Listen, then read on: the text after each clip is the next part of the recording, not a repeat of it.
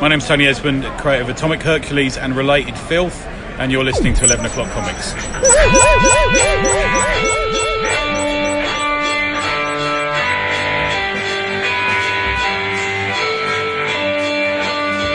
At least one thing around here is consistent. Yep. Why are you laughing? How do you know I'm talking about you?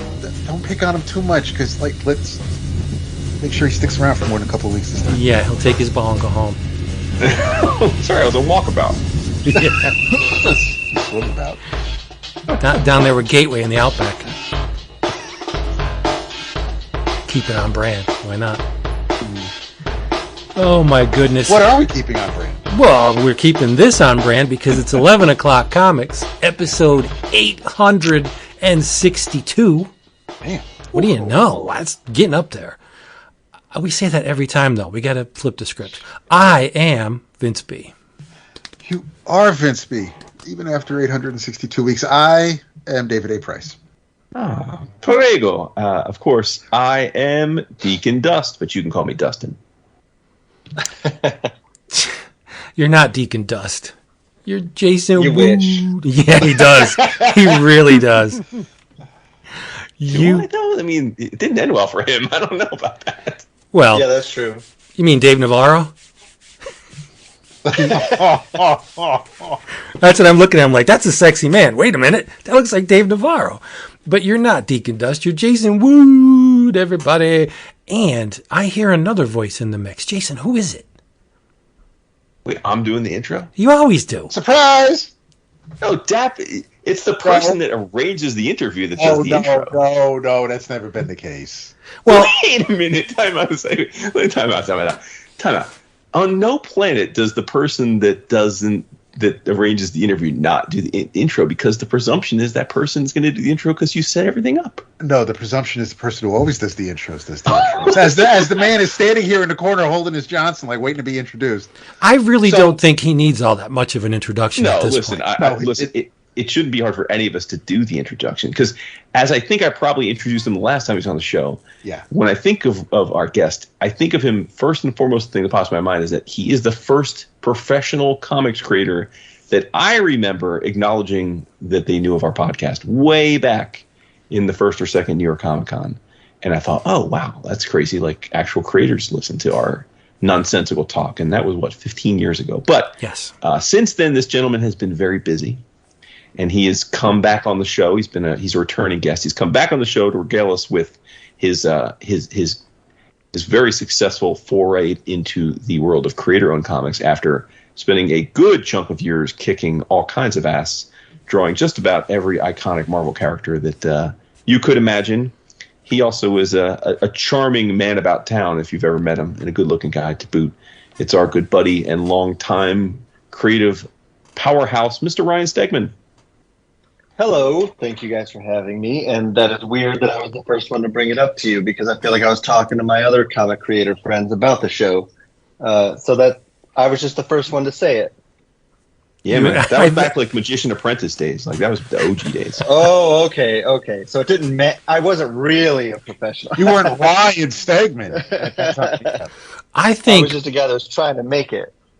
Now, I think when the first remembrance I have of you is that She-Hulk's book, the Red She-Hulk thing. Yeah. So that's going back.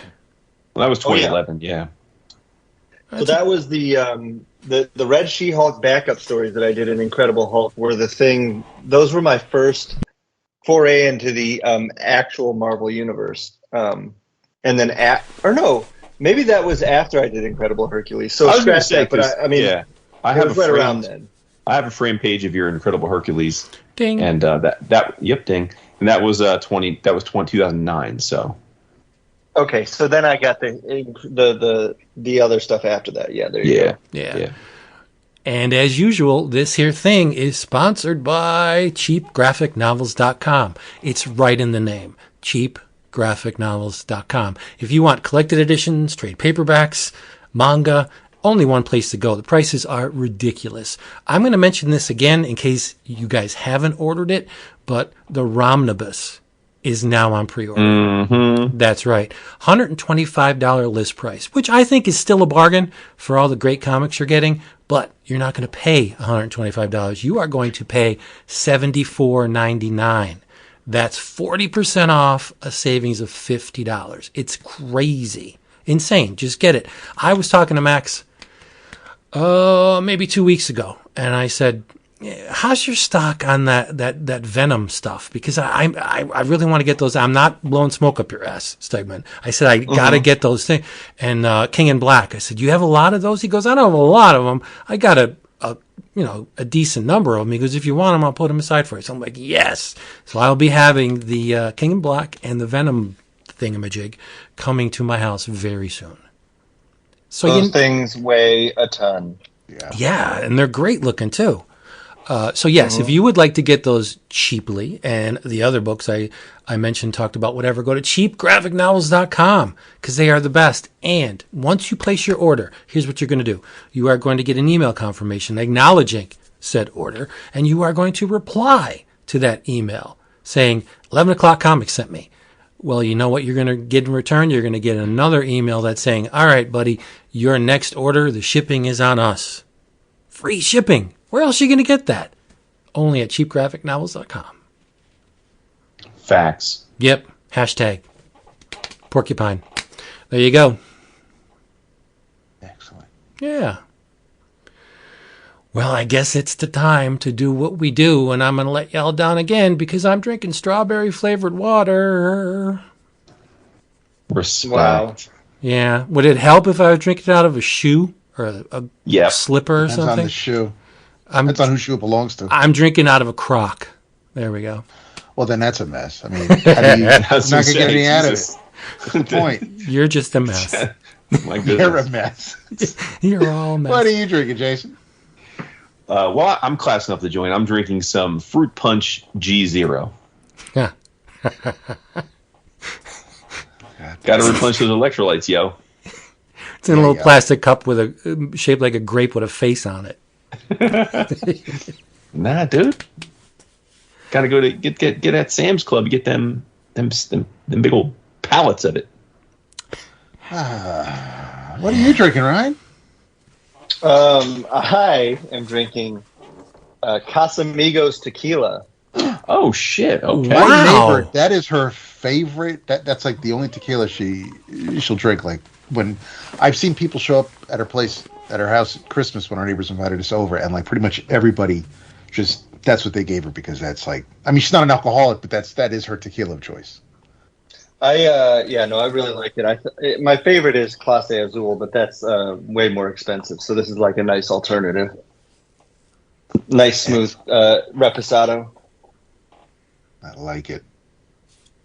Shout out to George Clooney. Yeah. Yeah, I'm putting money in his pockets. He needs I'm it. always trying to. Yeah.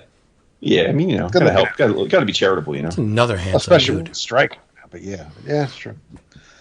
Nothing special for me tonight. Just a really nice looking gin and tonic made with the Empress Indigo gin. So it's got a nice little star sapphire hue. Wow. On a big cube just for you, Vince. The Borg in my glass. Awesome. Well, we're here to talk comics. It's true. And We can do that. we were lucky. We were lucky enough to be gifted with an advance preview PDF of the first issue of a book that Mr. Stegman co-wrote. I sure did. And he's going to tell us about the Schlub. I am talking about the Schlub. And before we get into that, I just got to say one thing.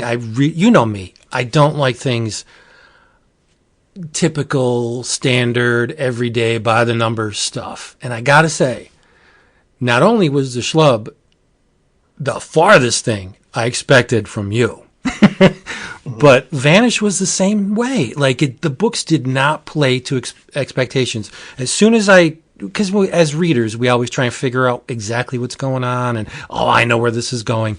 Both Vanish and the Schlub just slapped me down. I thought something, whatever I presumed was going to happen, nope, didn't happen. I really appreciate that. Well, that's a great compliment, and the two books could not be any further Seriously. on the spectrum from each other. Like, one is, the Schlub is more of a humor situation, but there's still touching moments and all that. But Vanish was, oh man, like I would get depressed, because I did some of the writing on it and a lot of the art, and so at times I was just like, my goodness, this is heavy. Yeah. Yep. And very apparent. I mean, we know this because we know you, but very apparent on the pages of Vanish that you wear your love for 90s Image comics on your sleeve. Yeah, for sure. I think that was kind of like a little bit of a bait and switch on our part, where, that's just something that Donnie and I both love, and it looked that way. But then I think we turned everything on its head, and it's actually a much let's just say that a lot of that early Image stuff there wasn't much depth to it, and I think there was quite a bit more in definitely in this book. Yeah. I was in stylistic terms, like especially the first issue. Oh, for sure. Yeah, First issue, yeah. And it was just, I was like, wow, this motherfucker has jumped up a few levels again. Like, it's crazy. Reading the Venom stuff, I was like, holy crap, like, what is going on? Give me some of that, whatever he's eating. And then in Vanish, it was like you ratcheted it up even more. It's like, how do you pump yourself up going into a new series saying, all right, I know what I've accomplished. I'm proud of myself, but this is something new. I got to bring it. Like, how do you get yourself mentally and physically ready to perform like that? Well, I mean, I think that it's just a lifelong drive to improve, and I don't really know where that comes from, or if every artist feels that way. I think a lot of the ones that people like end up being that way, from when I've talked to guys like that. But there's just something about, I don't think that I'd be able to do the job if I wasn't trying to do a better job this time than last time. You know what I mean? Right. So anytime that I'm starting something new, and I did Venom for a while, and the entire time I felt like I was, pushing the envelope and trying to get better and better. And then just once Vanish came about, and, my true introduction into comic books was, Spawn and Wildcats and all that stuff. That's when I got into comics. So when I was going to create my own thing, which was always was a lifelong goal, I was like, I have to give this every ounce of attention and care that I can, and I think it kind of came across on the page. Oh, it definitely does. Yeah. The cool thing too is that you get this pastiche of like you transitioning. The book has right, so you get to take what you're known for and bring that into the visual narrative of your creator-owned idea, but then also so much of the book then is dark. Yeah, your cable's loose to do your creator-owned stuff. Yeah, I missed a lot of what you said, but I think that what really is happening there is in general, when you're doing this, doing stuff for Marvel or DC, which I've never done anything for DC, so I'm just guessing that it's the same. But there's this like history of creators that did it before you, and you feel like, well, I have to live up to that, or when I'm drawing this character, I'm thinking of when John Buscema drew this character, or when I'm drawing, Iron Man, you're thinking back to, Bob Layton or whatever. But when you're doing your own thing, there's nobody to draw from. And so everything is like fresh and exciting every single day. And I think that kept me super engaged and sort of allowed me to spread my wings. You definitely threw me for a little bit of a loop, because the first issue, I you sent it to us. We knew about it last year at New York Comic Con, and looking forward to it. And first issue, read it start to finish.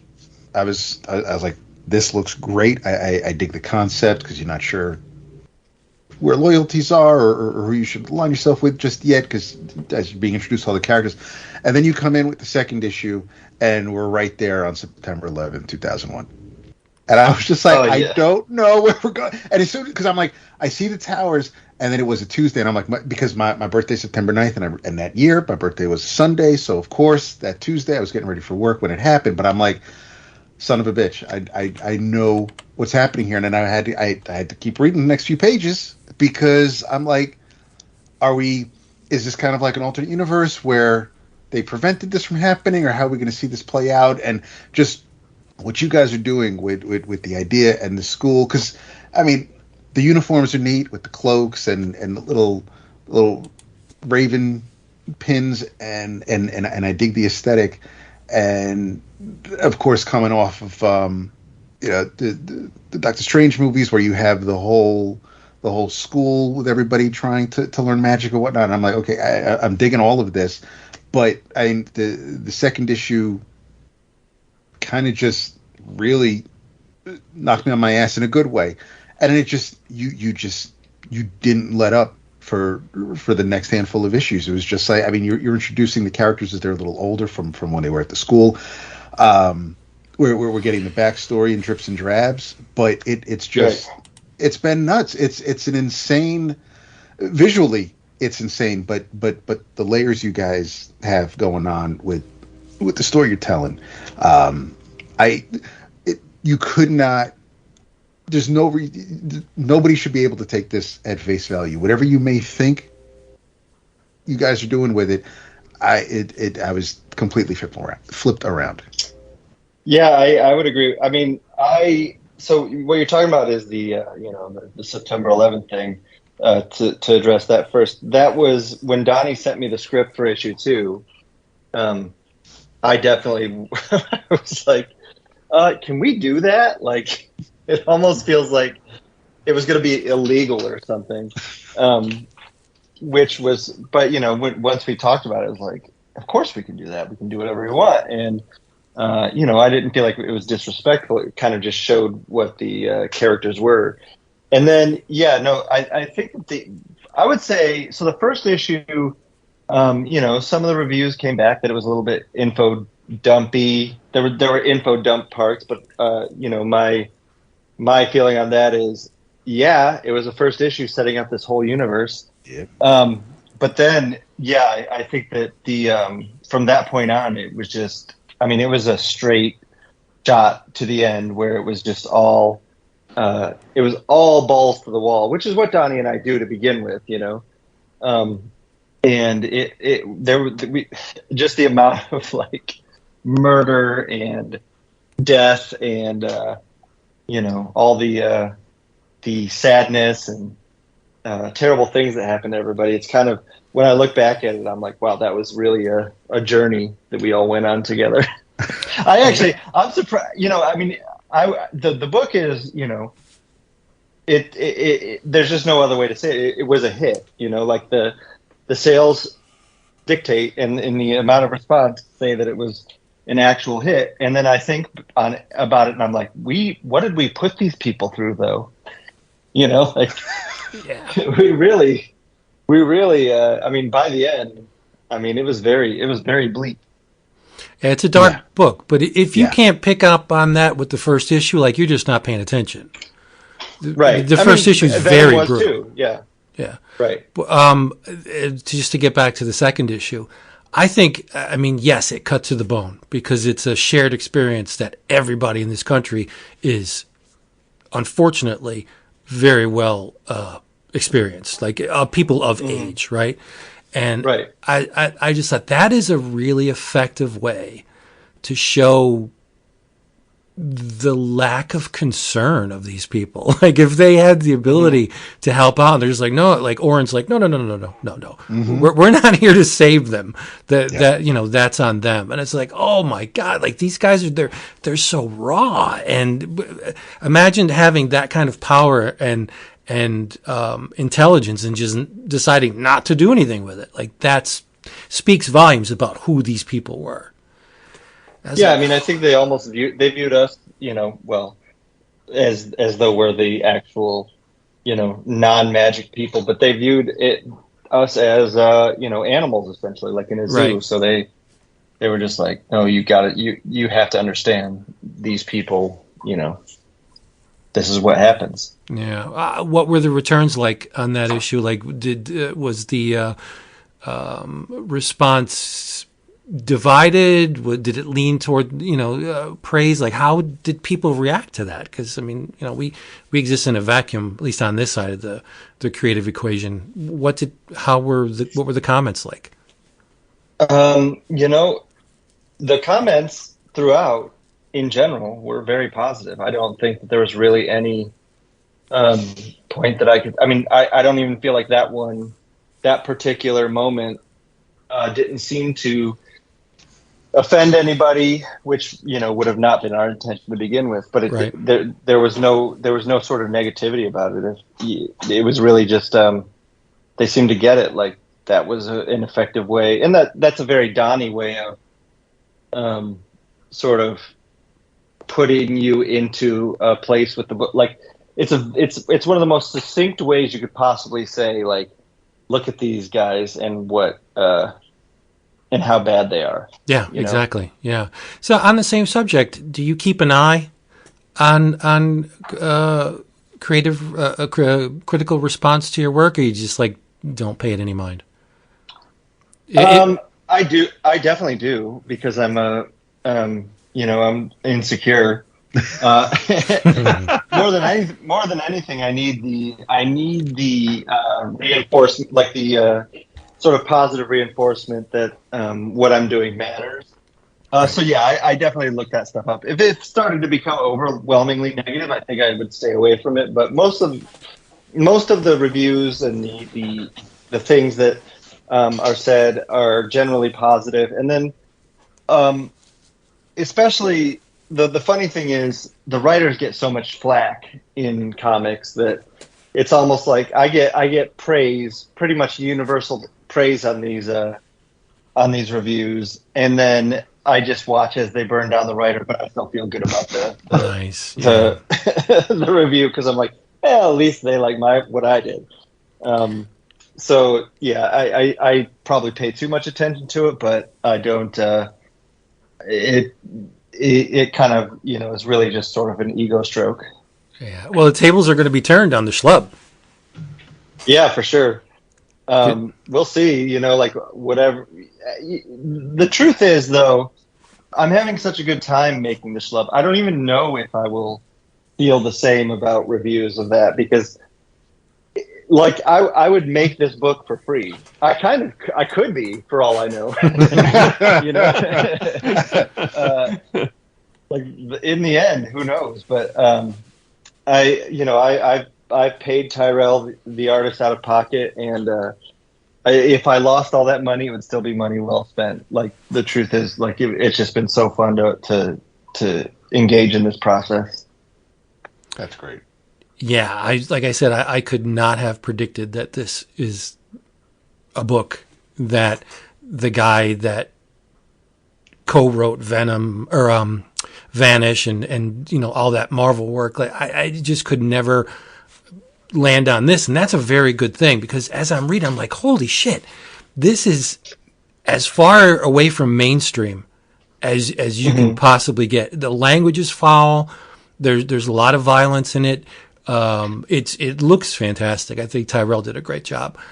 But even the artwork is not within that mainstream zone. It's a bit cartoony and exaggerated and wonderful, right? And I was like, wow, right. You could tell, I could tell at least, that you were having a good time with this on the other side. Yeah, I mean, this is so. Vanish is. I feel like Vanish is less what I would do on my own than the Schlub is. The Schlub is, the way that this book came about was prior to doing Venom.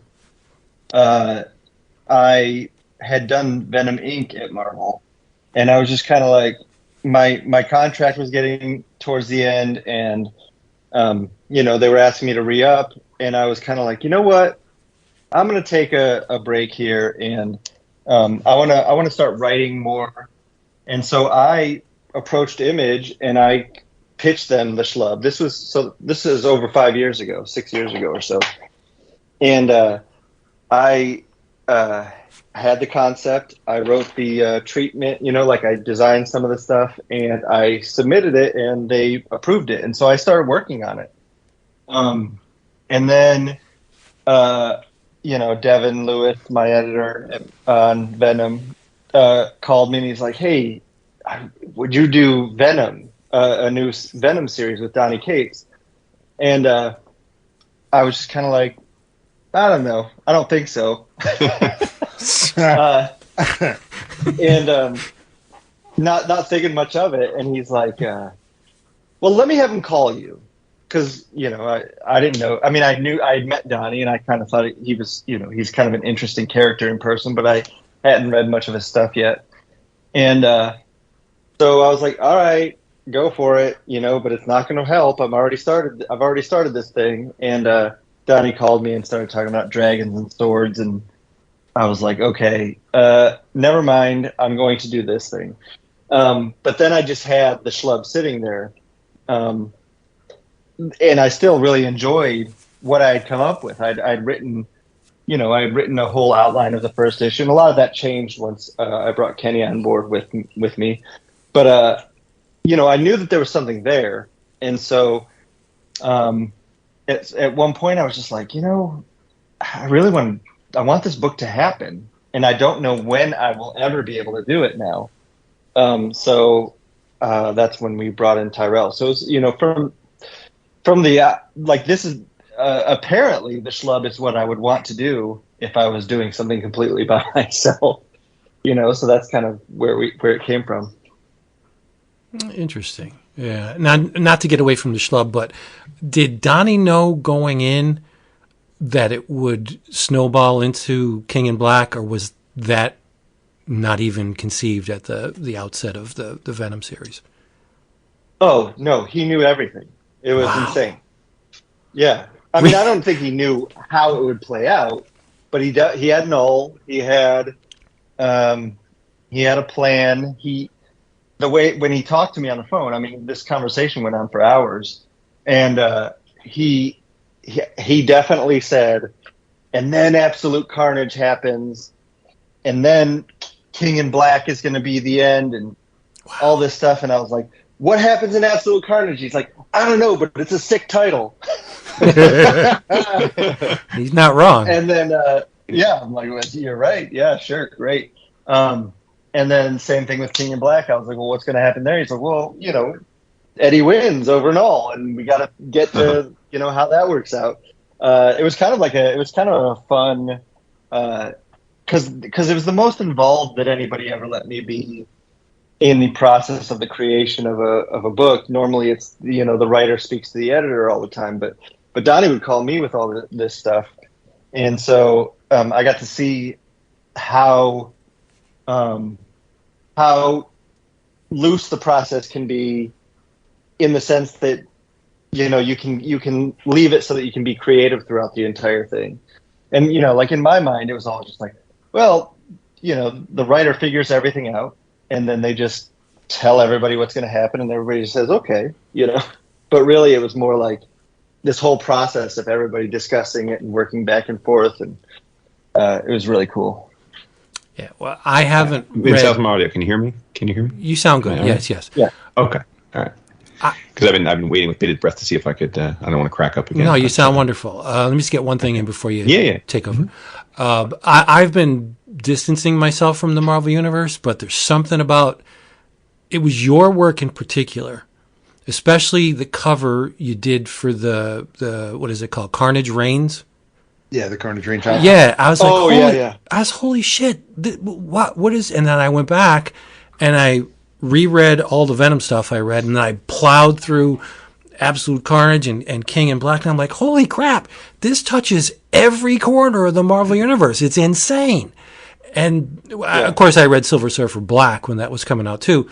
And as a holy mackerel, like, you can't swing a cat in the Marvel Universe now without hitting a symbiote. Like, they're everywhere. Mm-hmm. That's awesome that you've created something that is like propelling this narrative for an entire line of books, more or less.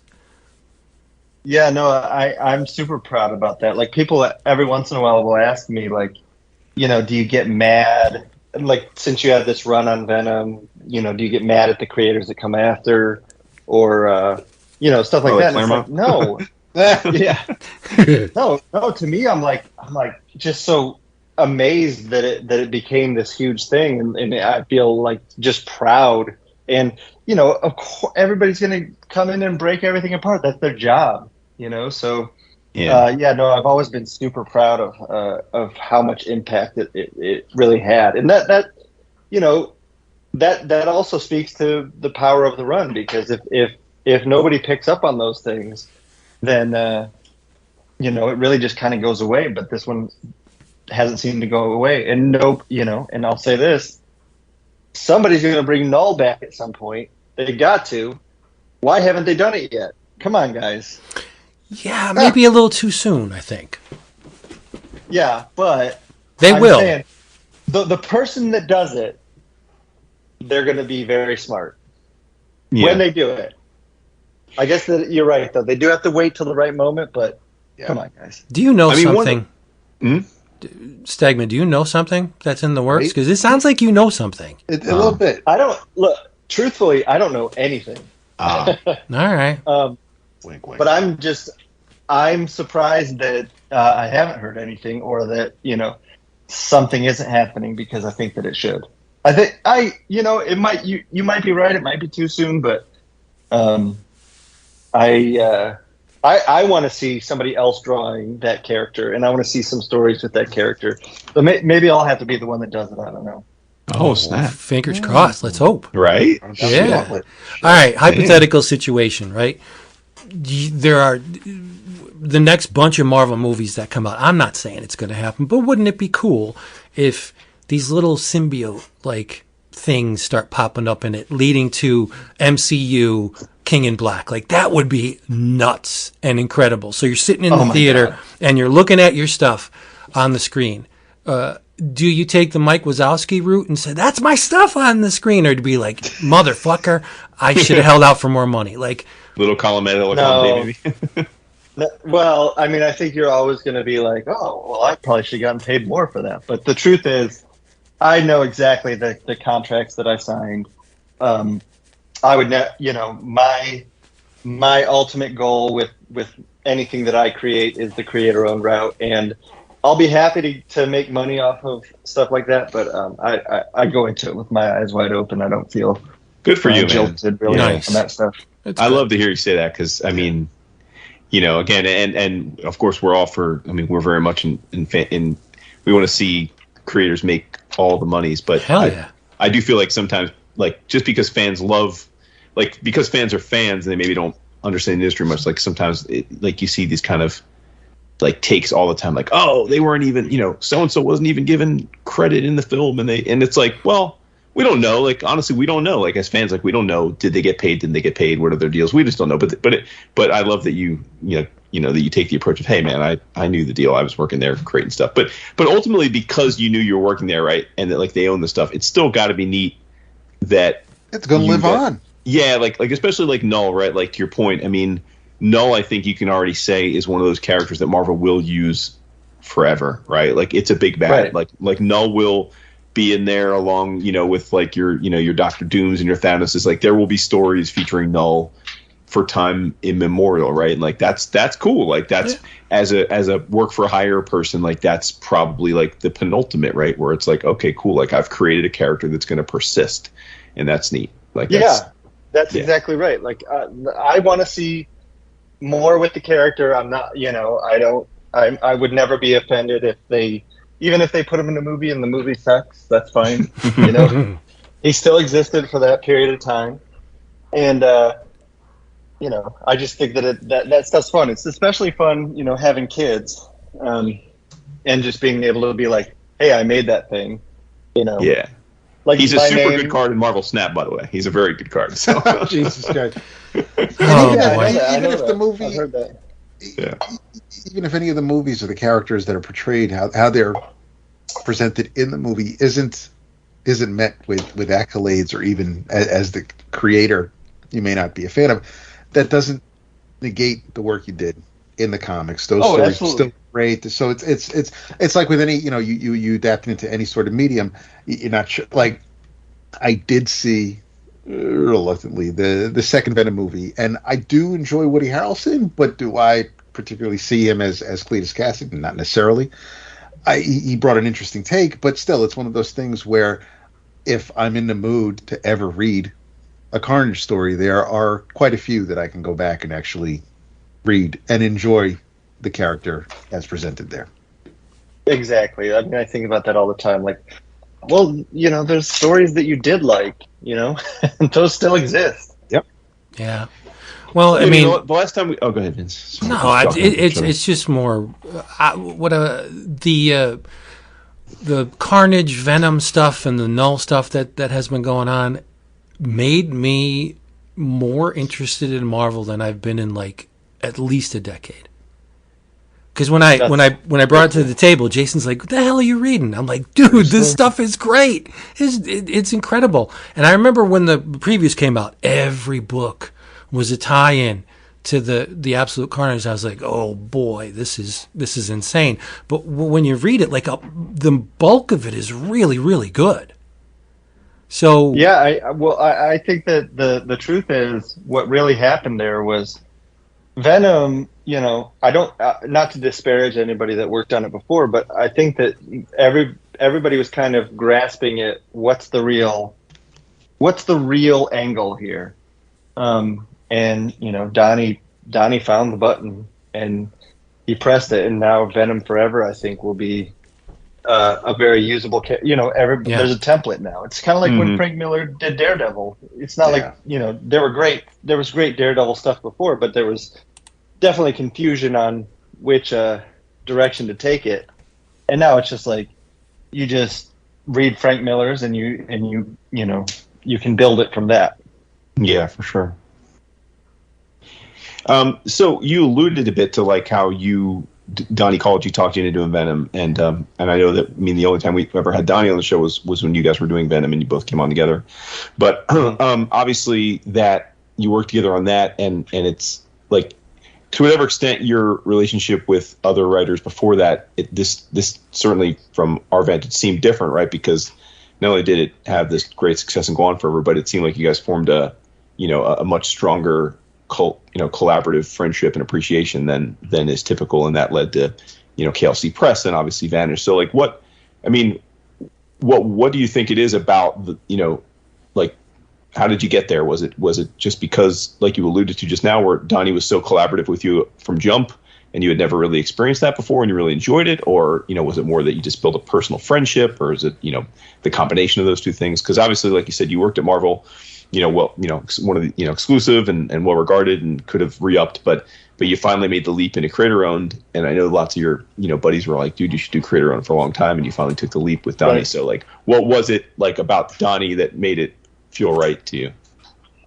Well, it was just sort of, I've been good friends. I am good friends with a lot of guys that I've worked with. It's just that we both had such similar interests that, I think that a lot of the writers that I worked with before would definitely, have skewed, at least a few years older than me. And so they weren't as much of 90s kids as me and Donnie are. I'm like 3 years older than Donnie, I think. And so he was, when I was 15 and picking up Image Comics, he was 12. So he was right in the same wheelhouse.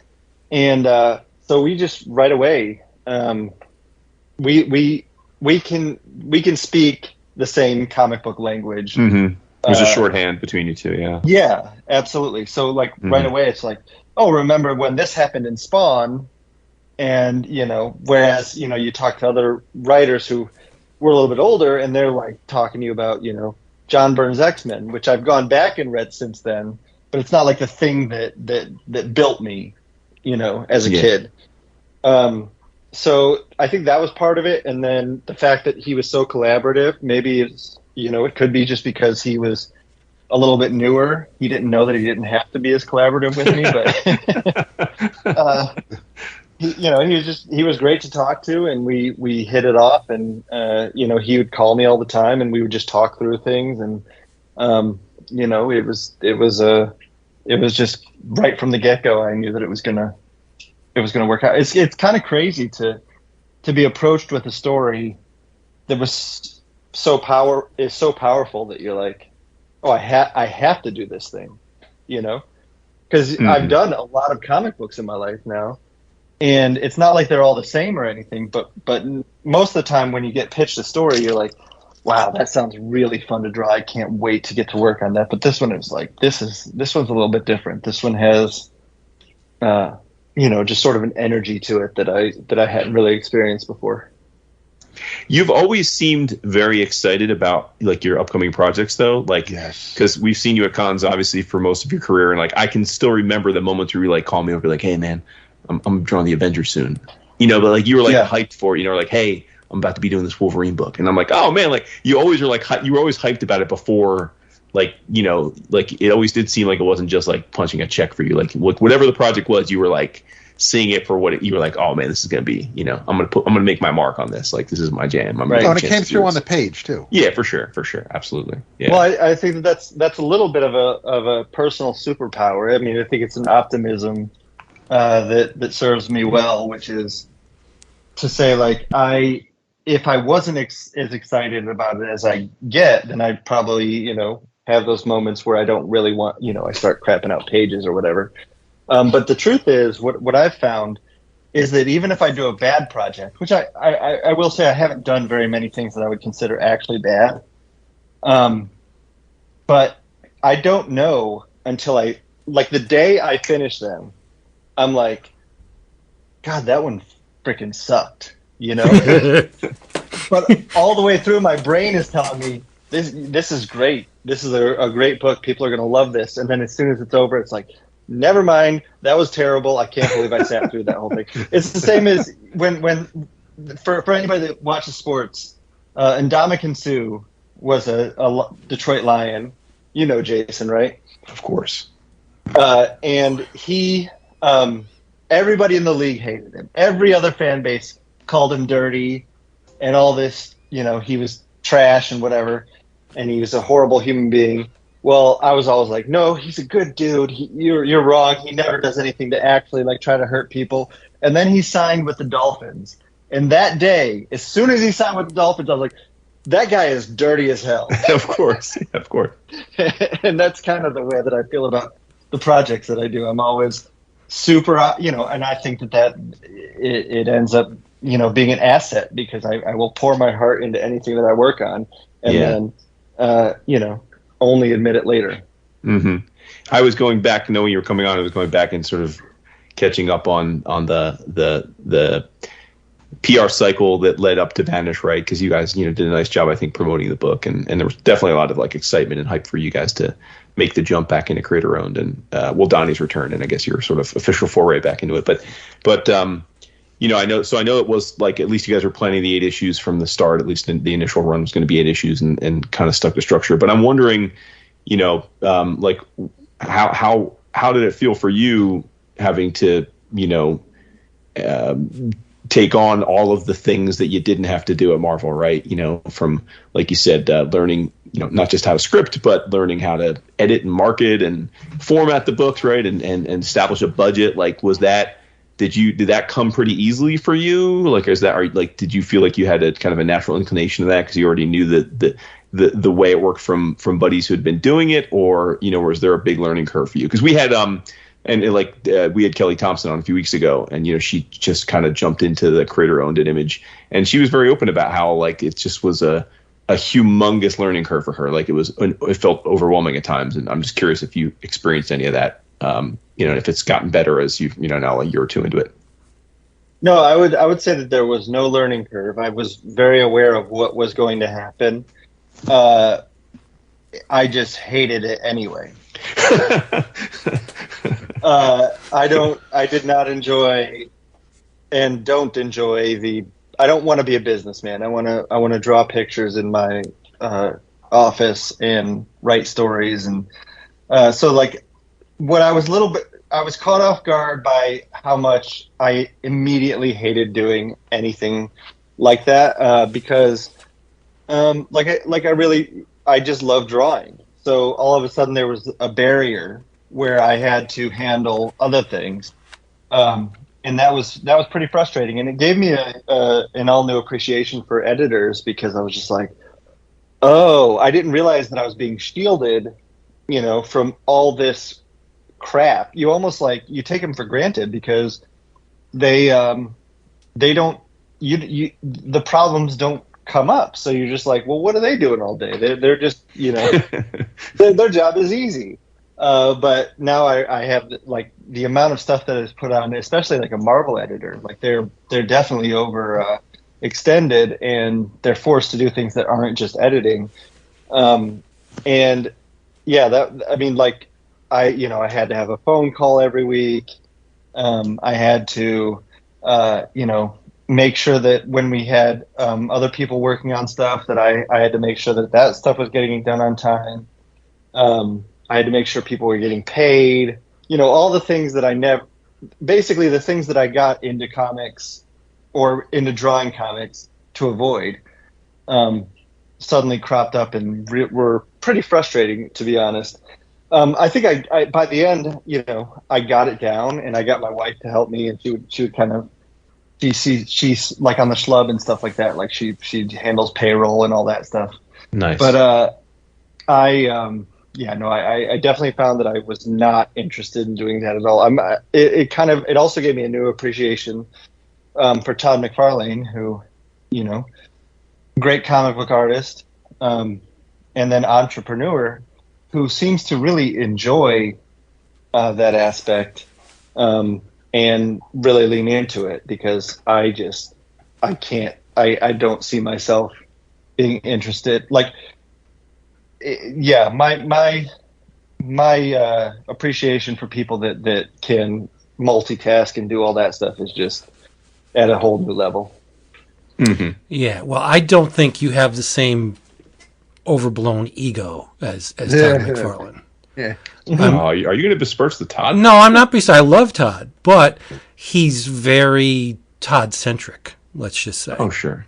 And everything I was giving when Ryan was talking about how it was nice to have a person his age who could talk to him about Spawn, because I'm thinking Vince is older than Methuselah, and he could tell you anything you want to know about Spawn. So. Yeah, anything. But what I'm trying to say is everything Todd has ever touched has been the greatest thing in the history of comics. Sure. And he'll let you... part P.T. Barnum, right? Exactly. There's a lot of Stan in Todd, right? Well, sure. That's another thing. He's also great at that. So he was a great comic book artist. He's a great businessman. He's also a great showman. It turned, you sometimes have to find things out about yourself. And I kind of felt like I found out, I like being, I like to just create. Right. And, I've talked to Todd, and he'll even say he definitely misses just the art and the creativity and all that stuff, because he has to do all the other things. But I mean, it's a trade-off. I mean, he enjoys a pretty great life. So I'm sure he wouldn't trade it, but I don't want to be a boss, for sure. Well, you got to give the guy props, because not only, he revitalized not only the comics industry, but then he did it in the toy industry. Yeah. Everything the guy has ever touched has been somehow spun into gold. Yeah, no, it's amazing. I mean, I really have a great appreciation for everything that he does. Yeah, same. He's also, one of my number one artistic inspirations. So Sure. Yeah. Really? When I was younger, haven't seen that. yeah, that's shocking to hear. When I was younger, I definitely was like, when I was obsessed with Todd. So I'd read all these articles and I was like, that's what I want to do. And it just kind of, you get older and you realize, oh, no, that's not necessarily what I want to do. I just want to keep making comic books. Right. So the very first moment you saw a thing that you've made with the Image logo in the corner, how'd you feel? Pretty great, because that truly was the ultimate goal. The only thing that bugs me is now that the Image corner boxes aren't big enough. I want them to be just like they were back in the day. Yeah. But we did do a variant where I did the Spawn homage and we put the big Image eye in the corner. But yeah, no, that was it's kind of like getting your first Marvel check with a Spider-Man on it. It's just like, oh my God, this is really a thing. This is really happening. Mm-hmm. And you even have the additional KLC Press icon on the covers too. So it's not just a regular your everyday. It's not a Tony Fleece Image book. It's an Image book with sort of another imprint attached to it. So it's just like Skybound or any of the other Image books. But I definitely get what you mean though about the big old Image eye. Yeah, the whole cover should just be the big eye. Well, this may sound weird, but having finished the first issue of the Schlub, you just take a minute and you try and process what you've read, and I'm like, this feels like a Valentino book. Mm-hmm. It definitely has that atypical, not the Image hive mind type book. It's a different thing. Well, let me give the quick the quick elevator pitch to the people that are listening, just so that they know what it is.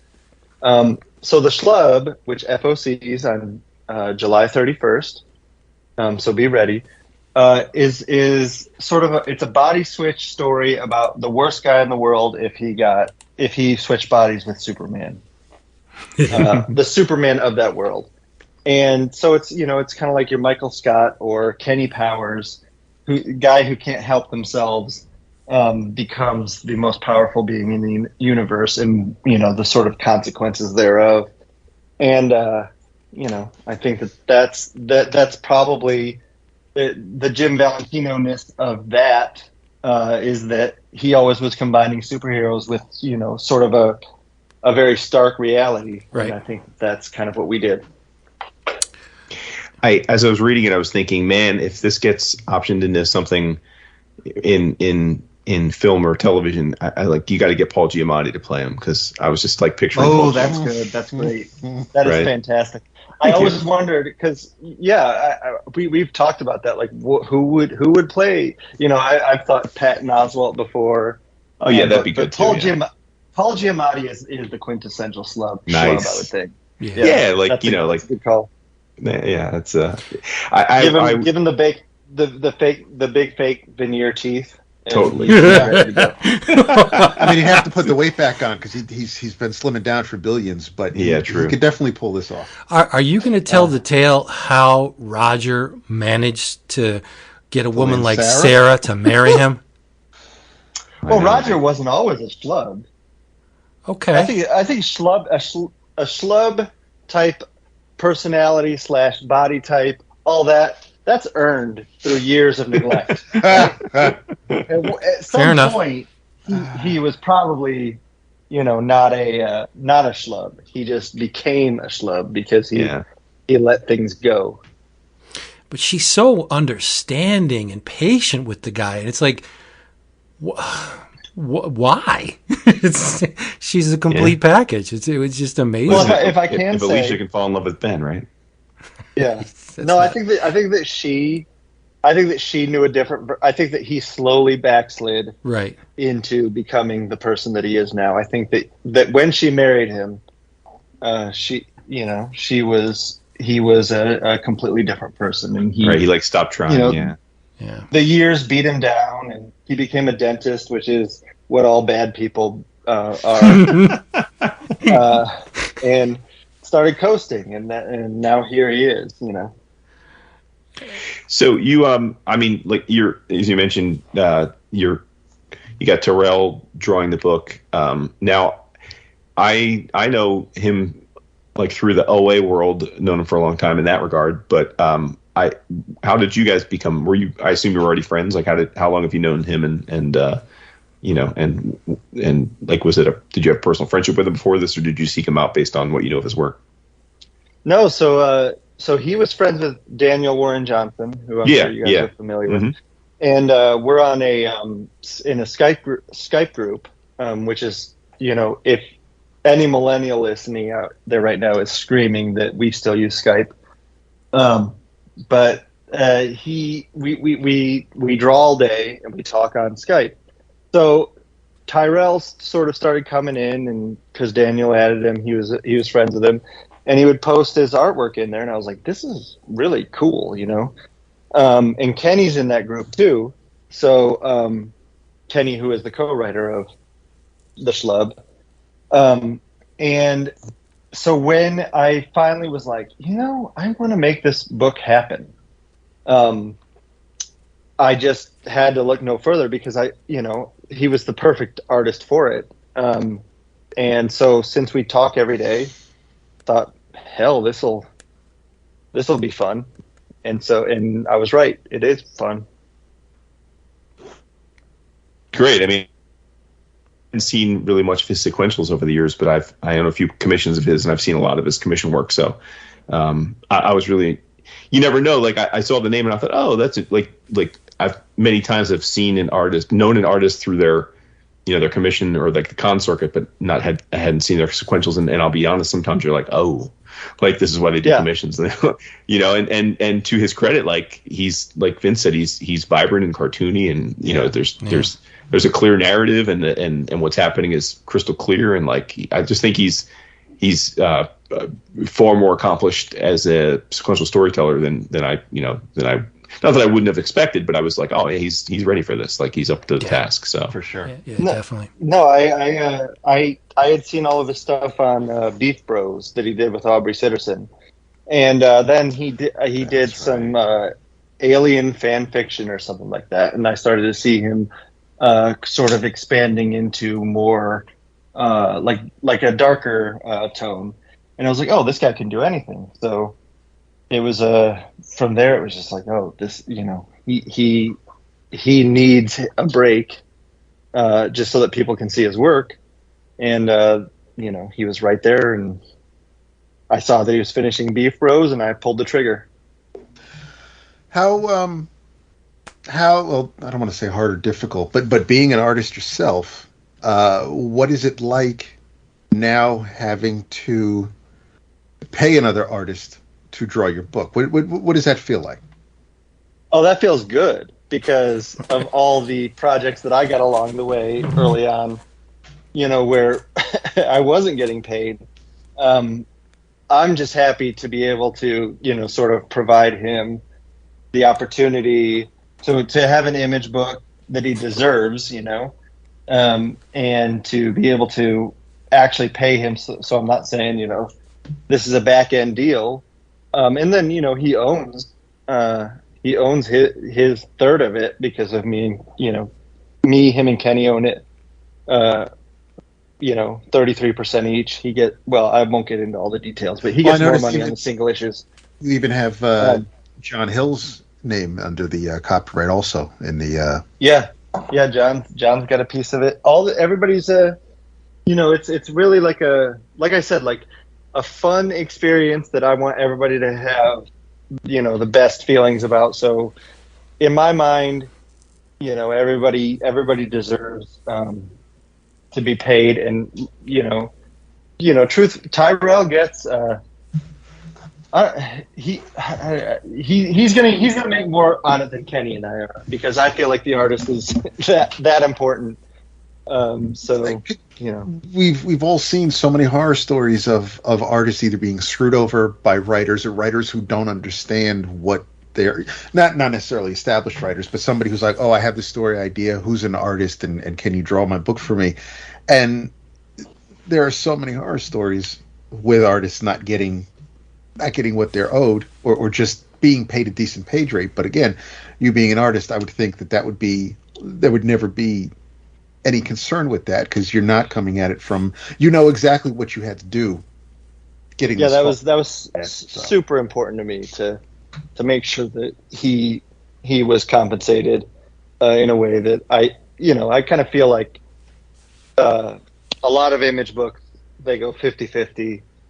I'll say this right now to anybody listening that is a writer. Even if you're a bigger name than your artist, they probably deserve a little more of the single issues than the writer does, because they put in way more effort than we do, for sure. Well, and as we talked about, right, a writer can and often does supplement their creator-owned work with paying gigs elsewhere in the same month. Whereas you're the artist, right? Yeah. You're committed to that book, and that's really all the time you have, unless you're just supernaturally fast, right? You just that's what you're working on. Yeah. Unless you're Dan Mora and you have like you sacrifice small children to somehow be able to draw 2 books a month. I don't know how he does it, but yeah.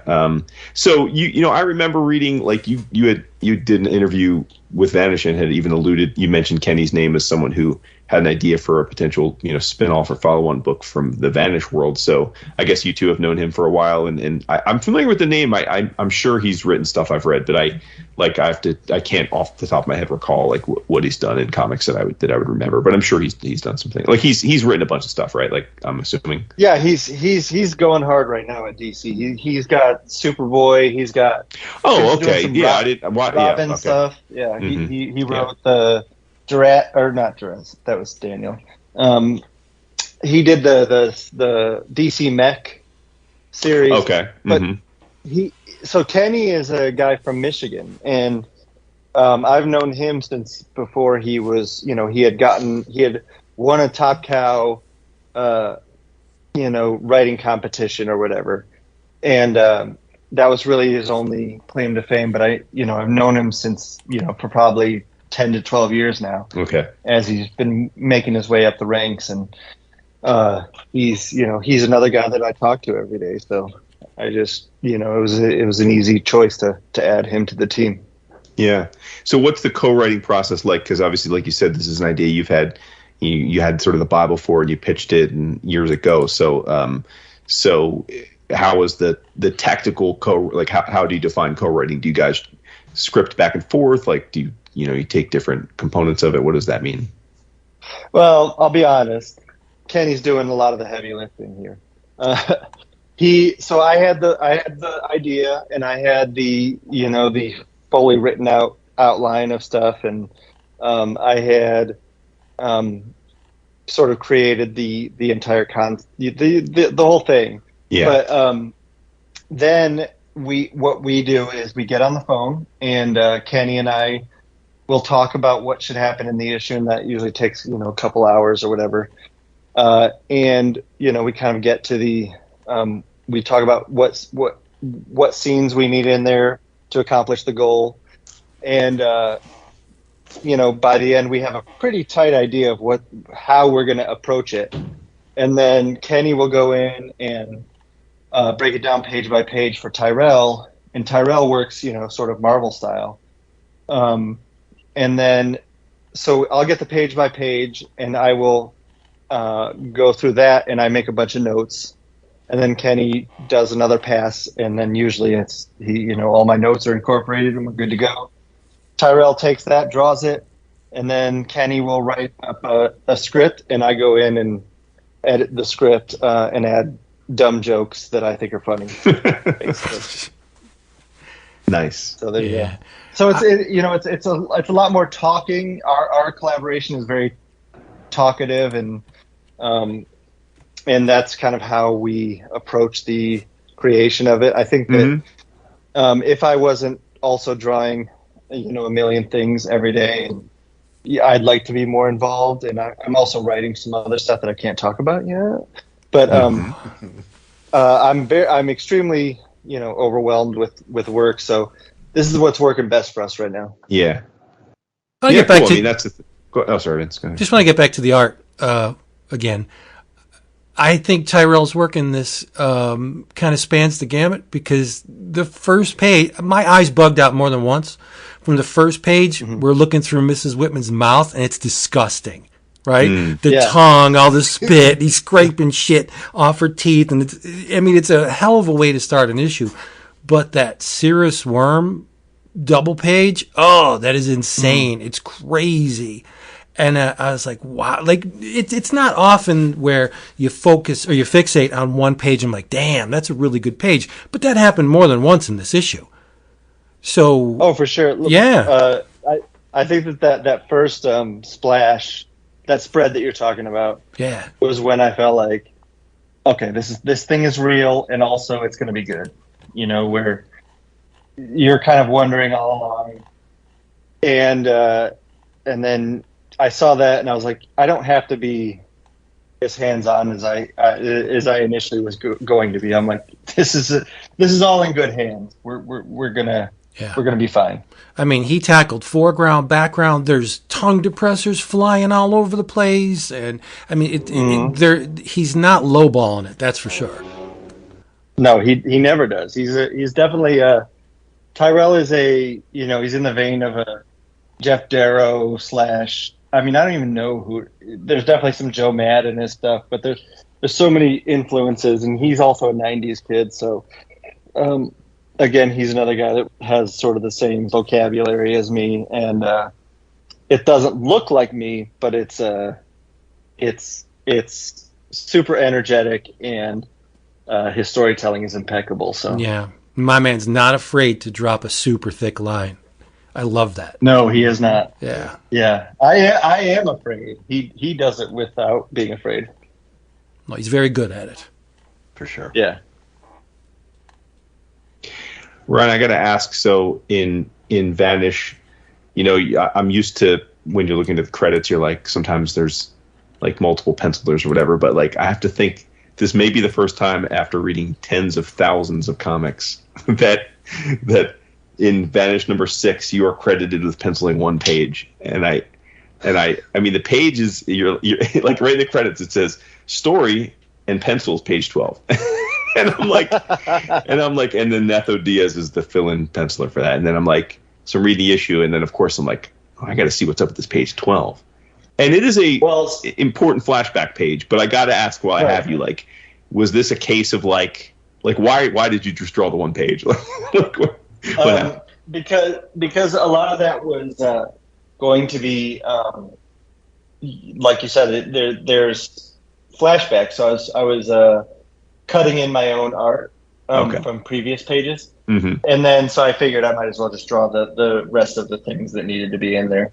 It was really just a sort of a what's the most efficient way to do all this thing, because I was going to have to go in and do the layout and then add the flashback panel. So I was just like, I'll just draw the rest of it. At the time, I'll tell you guys this. I had a shoulder problem.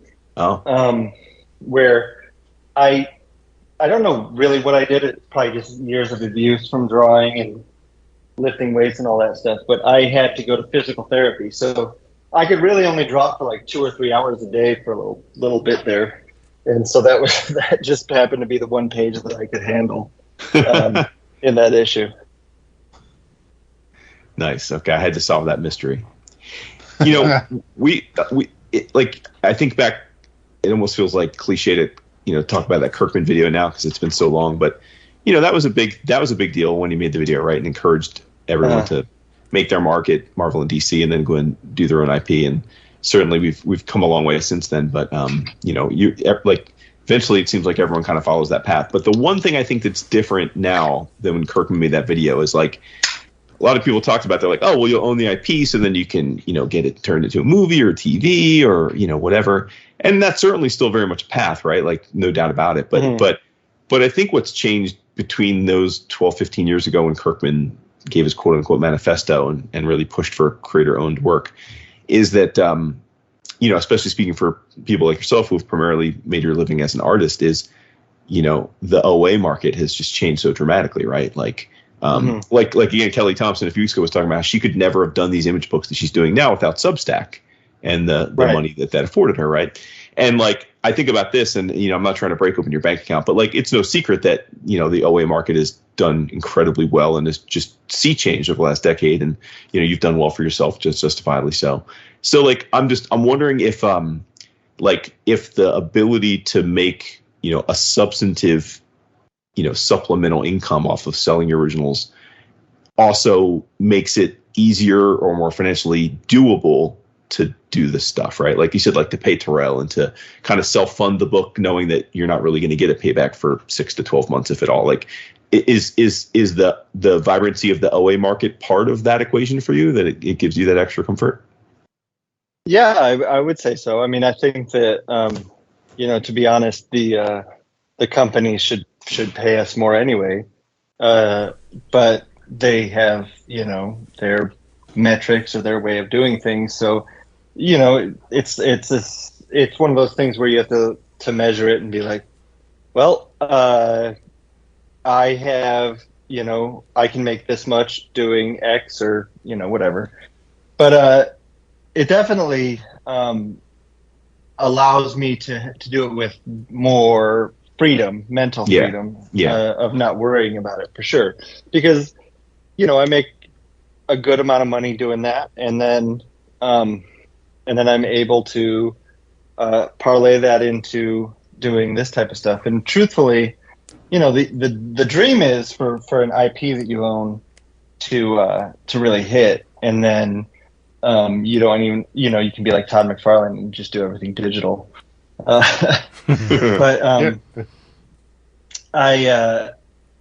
I would say that I think you definitely nailed it on the head. Like, I have been afforded the ability to do these things, and so I'm going to take stabs at different ways of making money. But the money, like being able to make money forever, is the most attractive thing. So that leads you to wanting to do creator owned. Yeah. No, totally. Like, the payoff of creator owned is self-evident, is that it's like, it's the old passive income versus active, right? But I was just thinking about, of course, for those listening that don't know or aren't OA hounds like me, Ryan is part of Felix Comic Art, which, you guys are you're the standard bearers these days for modern comic art. It's the who's who. Felix is an alchemist. He has completely redefined the idea of the value proposition of modern comic art, and that's not hyperbole. Like, that's legit, right? Like, it's pretty incredible to see it happen. But and I think that's super cool, because I've always identified more with the art side. Like, it's part I love. It's why I love comics. And like, I do vividly remember, even a decade ago, how so many of y'all, like, you would have loved to take your chance at like you said, like creating something that can persist and last forever and generate income for you forever. But like, it was a big leap to take, because like we just said, like, if you're going to do it, like, you're only doing that thing. You don't have the opportunity to do other things while you're working on it. So like, if it doesn't work out, right, so it's great to see. And I think that the art market's really helped that. Like, like, I look at like what people are paying for like Dan's covers to Transformers, right? And it's like, goddamn, like, that's probably more than he would have made if Marvel had paid him to draw a Transformers book when they had the license, right? Like on a page, like it's incredible. Like, so now, like, that de-risks it. So it's pretty cool. I'm happy to see it. As a collector, I'm not happy. I'm always happy about it, but yeah. but no, I can imagine. Yeah. No, I'm being facetious. Like, I'm always thrilled when I see like the ability for people to have financial independence. Because like, I feel like when we started this podcast, right, like, there was this kind of belief that like, oh, nobody gets into comics to make money. Like, right, like, it was almost like it was like, oh, you can't really, I mean, that's like, there's one Robert Kirkman, they can't really, and I think that's really changed. Like, I think a lot of people make really good livings, and it's like a very responsible adult thing. If you're diligent and talented, like, you can make a real career out of it now, and that's pretty cool. Oh, no question. I mean, I think, yeah, I've made a great living out of it, and I love doing it. So, Yeah. I mean, are you like with the Schlub? Is it kind of to be determined, like how long? Like in an ideal world, how long would it go? Like, you know, again, so let's say it's just a smash hit. Like, what would be the plan for it? if it was a smash hit, it will go on forever. Okay. Yeah. Like I said, like we all have a great time doing it. We're done. We're about to start on issue 6 of the volume, which would be the end of volume 1. Mm-hmm. Yeah. If we get the numbers on issue 1 and it's a smash, it's just going to keep going. There's not going to be like Vanish had a break. I'm slower than Tyrell. Tyrell is way faster than me, and the process on this book, like we can just keep putting it out. So Kenny and I know, all kinds of things about the universe that we haven't even tapped into yet. So, truthfully, if it comes in and it's a reasonable amount of sales, we're just going to keep going because Nice. there's no reason not to. We love it, and it's no sweat off our backs. We're having a good time doing it.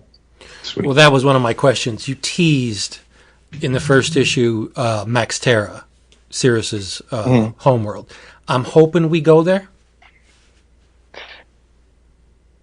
Yes, I'll just that's a fine spoiler. Yeah, yes, that's a of nice course hope. you go to Max Terra. Nice. Okay, cool. Yeah, you get a view of Max Terra. You heard it here first, folks. Nice, because visually, I mean, it's very stunning. So you wouldn't want to have ammunition like that in your weapon and not use it. Of course, we're going Right. there, but I was hoping. I just want a confirmation. That's it. Yeah. You got it. Nice. Right. Obviously, for the audience who hasn't read this issue yet, will Mrs. Whitman make cameo appearances in future issues? She needs to, right? I mean, Come back I'm as just like the nitrous oxide superhero. yeah, just I mean, the tank just trailing behind her as she interrupts cookouts on the beach. It's just I just saw, because obviously they're flying away, and people will read this and understand it, the context. But our heroes are flying away, and there's as she is interrupting a cookout. And I'm just like, it took me a second because I'm like, why is she? I don't know. I was just slow this morning, but it was just. I love little things like that, and hopefully it's something that at least for me. We'll do a spin-off, Mrs. Whitman spin-off. Okay, I'm down for that. It's so silly. Just for you. So just for you. You heard it. Nice. Damn. my contribution. Get yourself That is- a one shot. That is funny. I don't know if you remember way back in the day when we were doing bullpen bulletins, Irredeemable Ant-Man came out. And Dab's like, I just can't. I can't. Eric O'Grady's such. I love Phil. I love Andy. I'm happy for them that they're getting this book, and I'm buying it for them more than Kirkman, obviously. But I love this creative team. I love these artists, so I want to support it. But as Vince is stating, I am not a fan of heroes who just aren't heroes. And granted, Eric O'Grady was never designed. He never fashioned himself to be a hero. He took advantage of situations that allowed him to take advantage of. But it's hard for me to get behind a book where that is the type of person that is basically carrying the book. Well, in this one, we've got Roger, and we have Sirius. Right. Sirius is your more traditional hero, so Yes. well, you're in good hands. Don't worry. Okay. I trust you. See, we were talking on the Slack earlier today, and I said, you know what? I love the fact that Roger's an asshole Yep. in the body of a god. That is very attractive to me, because having read all of the comics that we've read, the formula is relatively squeaky clean title hero, right? And that's fun, but we've seen it a million times. And I appreciate the fact that now you have an asshat who Right. is armed with the most power in the universe. What's he going to do with it? Like, that's interesting.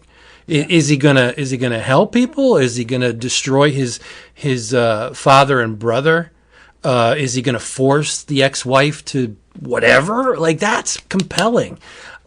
And let's admit it, if you could shrink yourself down to the size of an ant, you're not going to watch Ms. Marvel take a shower? Give me a break. Okay. I think I've got to go. Like, it's just, a person like that would definitely take advantage of their situation. And that's what I want to see. And I was saying on the Slack, I really hope there's not an epiphany. I don't want Roger to be like, I have to be a hero. Like an Ebenezer Scrooge moment where he's like, oh, I've been doing it all wrong. Yeah. Like, well, no. Without spoiling anything, I'll say this. The character himself is incapable of doing the right thing. Okay. Awesome. Nice. That's not in his DNA. So he's going to try, to do the right thing, but he's not a guy that does the right thing. See, that's interesting. I like that a lot. Thank you very much. Yeah. Yeah. Yeah, that has legs, right? Because, like you said, there have been the evil Superman archetypes before, right? But like they're usually just like straight up sadistically evil.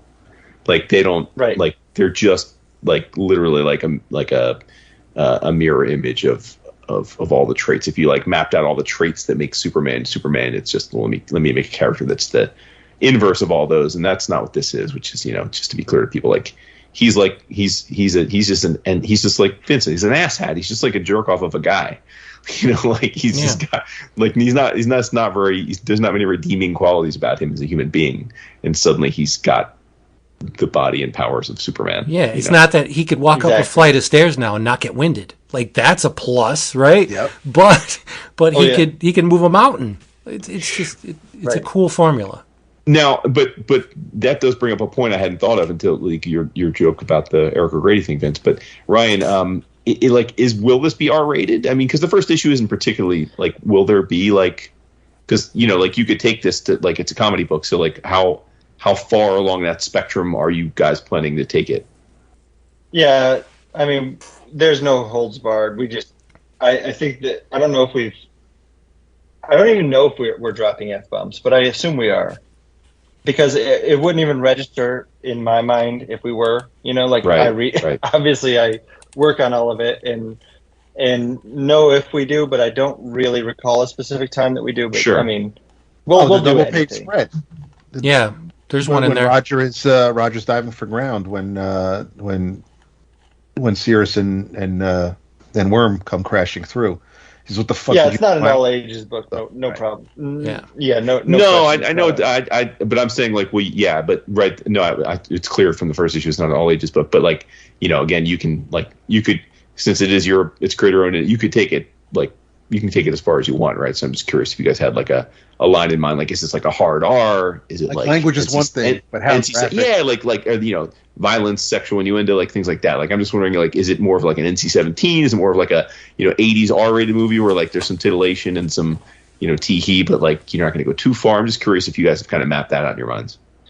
We haven't gotten to a point where we've had to worry about that, but I would say we'll say 80s R movie. Nice. How about that?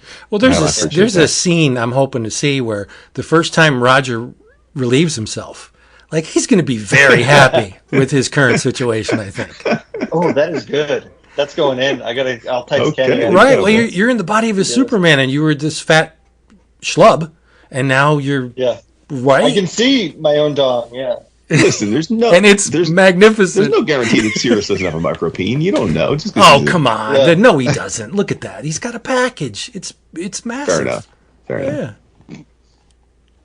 I don't zoom in on the package usually like you do, but I'll take your word for it. I'm paid to notice all the details. And we even get an appearance of Daniel Warren Johnson in the first issue. Oh, yeah. Of course. Yeah. Like I said, he and Tyrell are tight, so. That's right. What is the tentative plan, or what is the actual for Vanish? Is it to be determined if we're when and if we'll get more? 100% to be determined. Like I said, it was a hit. The process of making it has been a a little difficult. So once we can iron out that, we will definitely do more. I'm still under contract with Marvel, so I have to go do some stuff for them, and then we'll return at a later date. But I want to draw more of it, and I want to live in that world more. So awesome. Need to see more. I want to see Ellen get her revenge. Yeah, it's another thing what I was talking about before. It's like you think there's a hero here, but not so much, right? You definitely did not play to expectations, and that's what makes it intriguing, compelling work for me. Like I can really get into that. If you're not playing the same old tune, I'm there. Right. Yeah. Mm-hmm. Yeah, that was the idea. We were trying to subvert expectations. One of the original titles that when we were working on it, the original title was actually just Villain. Oh. But then we kind of figured we were giving away, Right. sort of giving away where it goes, and so we changed it. A little bit telegraphing it. Yeah. I like the Schlub a lot better. I think it's a much more fitting. Oh no, I'm talking about for Vanish. I misunderstood. Okay, I was like, I didn't. Okay, gotcha. Yeah, here's a little factoid about the Schlub. The original title for the Schlub, when I pitched it to Image, was The Unbearable Roger Dalton, which would have shortened to, in articles, everybody would have shortened it to Turd. So that's how mature I am. Oh, That's nice. that is great. Yeah, there you go. You heard it here. It's a turd. It's so smart. Oh, good Lord. You can't talk about what you're writing. And No. you probably can't talk about where it's going to be published. I cannot. Well, I just said I had to go back and do some stuff for Marvel. So Aha! Ah, nice. Okay, cool. Piece things you together. can read between the lines there. Yes, Yeah. yes. That's right. Excellent, That's right. excellent. Well, I was going to do the old standard. Well, the dust settles on Schlub. Everything is perking. Marvel knocks on the door. Hey, you want to do this? And you say yes. What would compel you? Well, no, because you can't talk about it. So I'm not going to get an Right. answer. Right, Yeah. like maybe he's already got to do it. I'll give you this information. So I am currently. I finished a thing for Marvel Age 1000 that I wrote and drew. But the next thing I do will be a more substantial thing than 10 pages. So that I cannot talk about. But it is for Marvel, Awesome. and it's a whole thing. Yeah. That's great. Everything's coming up roses for Stegman. Seriously, Yeah, That's nice. of course. except for his baseball team, but that's all right. Hey, we're doing all right. We're doing better than I expected. Better than my team, but Well, Yeah, well, you actually have good players, so you guys should be more disappointed. it's a disaster, dude. It is an unmitigated disaster. well, there was a sports reference before, but now it only took you an hour and 42 minutes to get into the sports. Well, we're fans of teams in the same division, so we like to kvetch every now and then. But What does that mean? In the same division? Art, he likes the Tigers, and I like the White Sox, and they play in the same in baseball. There's Which means they play against each other. well, it's just they're historical rivals, and they play together in the same division. Okay. So Well, yeah, and they have to have a better record than the other one to make the playoffs. yeah, to win the division and go to the playoffs. Yeah, so yep. So if you couldn't be doing comics, what would you be doing? Jesus. I don't know. Flipping burgers? That's a good question. I don't really know. I think the only thing that would suit me would probably be working in education somehow. Oh, nice. Yeah, respect. Well, teaching the children. Yeah, Yeah. it's a Respect. good thing. That's pretty much like on the short list of things I wouldn't do. I'm a terrible teacher. I'm a terrible teacher. Jesus. You have Yeah, so I much, like, so much patience. My whole family's in education except for my father's an accountant, and that's off the table. But my sisters and my mom and my wife are all in. They all work in schools. So nice. We need more people bolstering the education system. So I'm here for that. Sure. Yeah, teachers who care. Yeah. Mm-hmm. Yeah. That's important. Sure is. Very much so. Yeah. When are you going to see it at a con? Are we going to see it in New York? I'll be at New York for sure. Yeah. New York. I'll be at San Diego. I'll be at. I think that's all I've got planned for now, but I will definitely be at more. Mm-hmm. We're talking about doing some other ones. Like when you're at these cons, and you're also obviously you got the Felix thing, and then you're part of CSA, right, for like signings and stuff. Like, what like are the big cons are they exhausting? Are they invigorating? Are they both? Like, because I always wonder that, pure exhaustion, no question. Yeah. I enjoy it while I'm there, and then I go home and I'm like, what just happened to me? Where'd I get this mark? Yeah. That's sore. And then I always end up sleeping like 13 hours the day I get back, and then I'm still messed up for like 3 or 4 days after. So they're definitely exhausting, but worth it. The memories of seeing people and hanging out with people, very fun. But yeah, when the larger they are, the more time it takes to recover, for sure. Yeah, it's almost like Jekyll and Hyde for us now when we go to like a show like New York, because we kind of know that we're not like long just meander around Artist Alley and like chat you up or Brownie or D-Dub, right? Like those days are so long gone because you all have like these very structured and like lines, and it's all very official. So it's always a real treat to be able to hang out at night, and just decompress and like actually catch up and be human, because like you guys don't get to be human during the day at the cons, right? Like you're very much there with purpose, and it's like it is very much a part of the job, right? Like as much as you said, like again, it's cool to meet fans and like I'm sure you love it, but like it's very regimented. It seems very, very structured and nonstop. I think that the true hardest thing for me, and it's not a hard thing, I am genuinely excited to see everybody, but when you don't want anybody to leave your table and say, that guy was kind of a jerk. So you have to like manufacture energy when you're at your lowest. And that I think is it's almost like you're going into your energy reserves.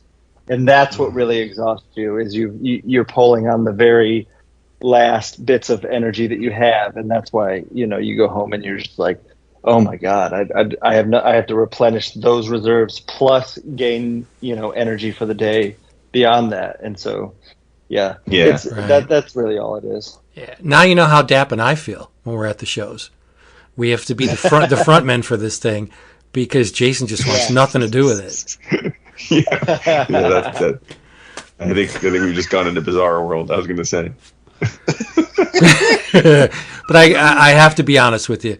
With that last time in New York when we were walking to the thing, and I'm just like, I thought to myself, holy crap, I'm walking, like we had just read Vanish. I'm walking with Stegman. Like, that's the guy who just drew the thing that I just read. Like, this is incredible. Well, that's the beauty of conventions, right? Like, we're all just hanging out and having a good time. Like, I think that, I love seeing you guys because, I love seeing people that I have known, since before things took off, because it feels like, oh, that's a real relationship, Right. Oh yeah, that's definitely our favorite thing about cons now is just again like seeing people and like, there's so many, but like, you and Dan and like people like Tom King, like it's just like it's like, man, like, long before you had any real published credits, like we were, getting after it at cons, just having fun, and it's pretty cool. It's pretty cool. It's also something that we're just old now. We're old and busted now. Like times past. We're all grown up now. So it's called experience, my friend. Nah, for sure. Yeah. But you have definitely put the time in.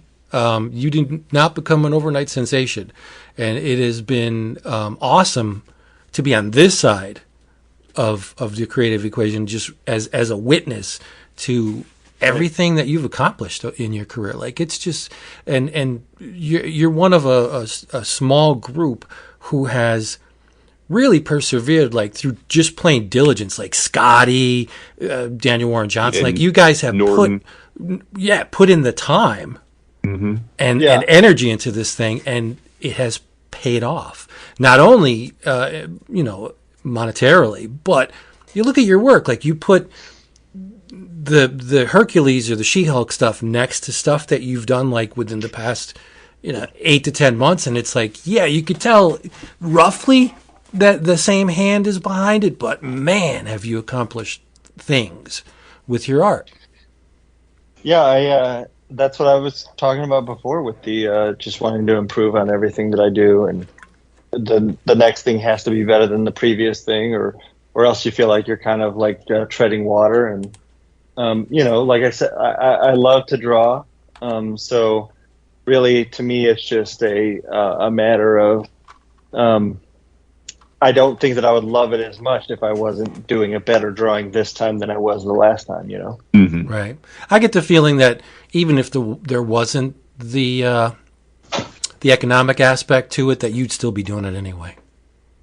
Oh, for sure. Well, I talk with people about that get afraid about AI, and and we don't need to go all the way into the rabbit hole of AI art or whatever, but I'm always like, when I'm talking to my friends that I know they love to draw, I'm like, well, what do you care? Like, it might impact you financially if it did get to the point where it could replicate what you do, but wouldn't you still draw anyway?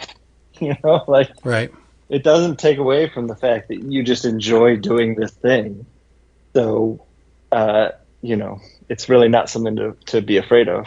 Yeah. Well, in its current state, I don't think it's consistent enough to replicate a style panel by panel by panel.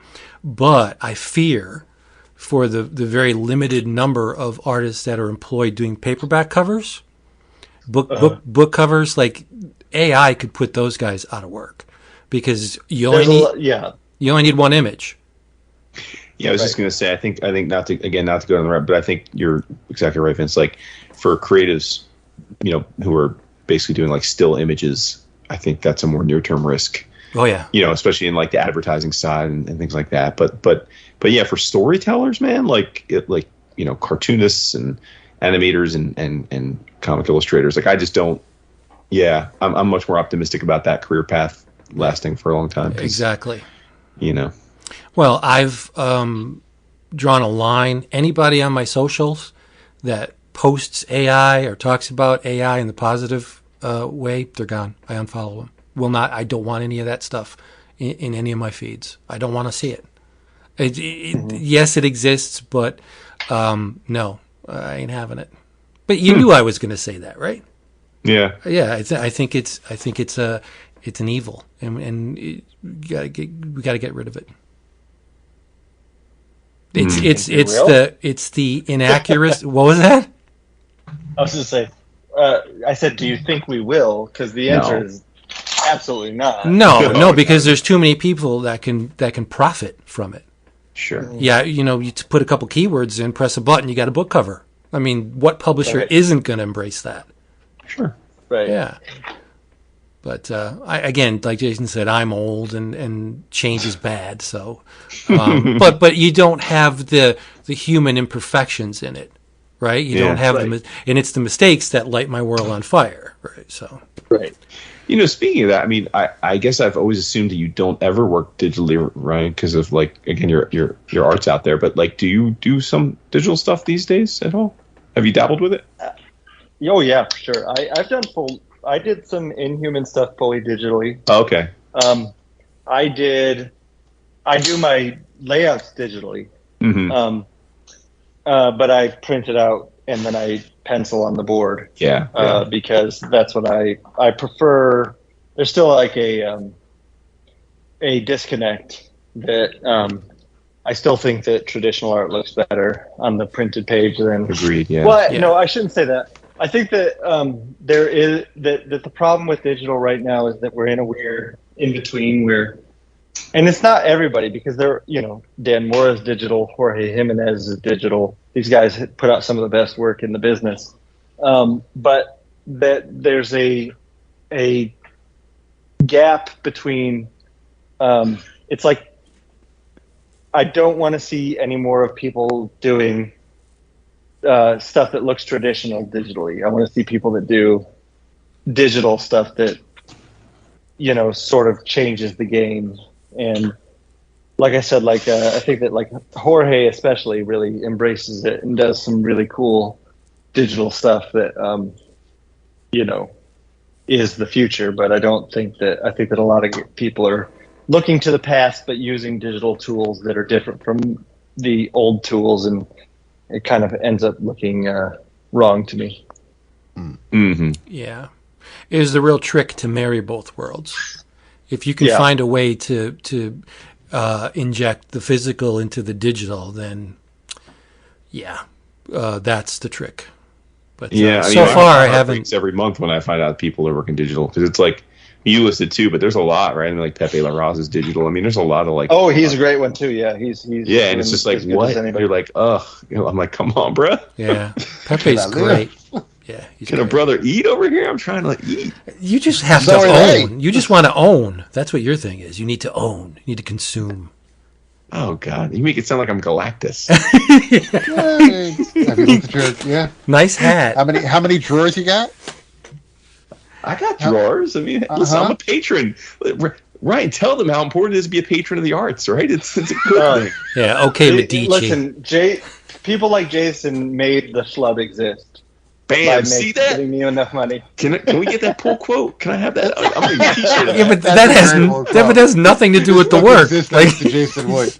That's dude. That's like it's like the time that we're Heroes and Sanford Green's wife was there, and he's like he introduced me. He goes, "This is my boy Wood." He's like, he paid our mortgage for a few months last year. Nice to meet you. Definitely a badge. There you go. All right, everybody. Do you have anything else to ask the man before we wrap this thing up? No. Well, I got something for him. Have you thought about getting the rower, or are you just fully on the bike? Oh my God. No. Don't laugh at him. So, I have the do you know the tonal? Yeah, you got the tonal? Yeah, I got the tonal and the bike. I think that's enough for now. What do you think of the tonal? Because my partner has it, and he's like, "You got to get the tonal." I'm like, "I don't know." What do you like it? Yeah, I think that I've added a significant amount of muscle, and I love it. Yeah. Oh, this is Stegman's signing off by saying he's swole. So all right, swole Stegman. Can't wait to see it. Yeah, so I'm huge now. I'm jacked. Yeah, I was gonna say you're like MJF over here. Cool, nice. All right. Yeah. Okay. Michael J. Fox? No, the AEW World Champion MJF. That's good though, Vince. Thank you. I love it. All right, everybody. Hey, just remember who made this thing possible. CheapGraphicNovels.com. You can get at least a 2-foot stack of Ryan's work at CheapGraphicNovels.com. No lie, because those omnibuy are huge. The postal Thick. worker will They're thick. curse you, but that's you'll have plenty to read. Yes, and if you're really smart, you'll get it all shipped to your house free. Because if you make an order at cheapgraphicnovels.com and you'll get an email confirmation saying, "Hey, thanks for your order," reply to that email and you will be gifted with free shipping on your second order. That's when you scoop. You make the big purchase because you're not paying for shipping. It's awesome. cheapgraphicnovels.com. We doing it in your travels? Of course. We are? Yes. All right. Well, One of us just came back from traveling. Yeah, Jason. Facts. I am begging you. I'm on my knees. You just can't see me. I'm begging you to go to uncivilizedbooks.com and order The Sickness. It's the first issue. It's called Chapter. Sorry. The first chapter, and I believe it's a 6-issue series. It just spun my head around. It's a horror story set in, I believe, 1945, right? So World War II, right? You got a young man who, his name's Daniel, and he sees things. He's very distracted, always just stares out into space. But the things he sees, you're not quite sure if they exist or not. Are they products of this man's mind? Do they really exist? It's only the first issue, so we don't know yet. But he'll see just people walking down the street. And there's this...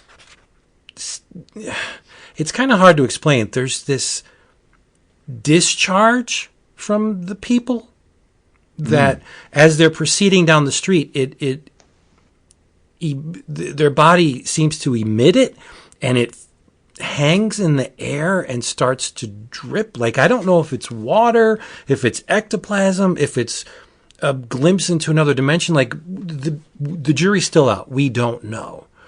But Daniel's, let's just say he's very distracted. And there's another part of the story where a woman brutally murders her family. And that's the cover. Like the cover I got, you see a city street, and there's a woman beating to death her son with a rolling pin. And there's the detail in this book is incredible, because if you gaze long enough at this image, you'll see these really fine details starting to pop up. Like if you look behind her, there's a blood trail that goes across a sidewalk and into her yard. In her yard is the family pet. She beat the dog to death with a rolling pin. And then you see a splatter of blood on her front door. There's neighbors looking at her through windows. Like, it's very, very fine detail. And the art style by the woman her name's Jenna Cha. It's a black and white book, but it is littered with infinitesimally small line work, and lots of it. Like, it's very delicate work. But the second part of the story is this woman beat to death her family, and this doctor's wondering, like, what drove her to do it? Like, was it a thyroid problem? Does she have rabies? Like, what is the deal? So nothing's making sense right now. But there's a number of panels in this book that just will crawl under your skin, and you will absolutely not forget them. And they're all based on Daniel's visions. Twisted features on the faces of people. I guess you could compare it to Junji Ito. It's in the same universe. Ooh, strong. That's strong. Well, I mean, in terms of subtle, cloying, just disturbing images that come out of nowhere and make you notice them. Like, there's a couple panels in this thing, you're just not going to forget them. Like, Daniel won't even look at his mother, because her face is all twisted, her eyes gone, her jaws askew, her skin is all pulled back on her face. Does she really look like that? Probably not. Like, so what's going on in Daniel's mind? Like, you don't know. This book is incredible. Uncivilizedbooks.com. It's written by Jenna Cha and Lonnie Nadler. The art's by Jenna Cha, and Hassan Atmani Allahu did the letters. It is really, really good. Like, I subscribed to it because I saw art from the first issue, and I'm like, there's no way in hell I'm going to risk missing any of these. So I plunked down whatever it was to get all 6 issues, and it was relatively inexpensive, and they're just going to mail each one to my house. Really, really good. The Sickness. Uncivilized Books. Love it. Yeah. Nice.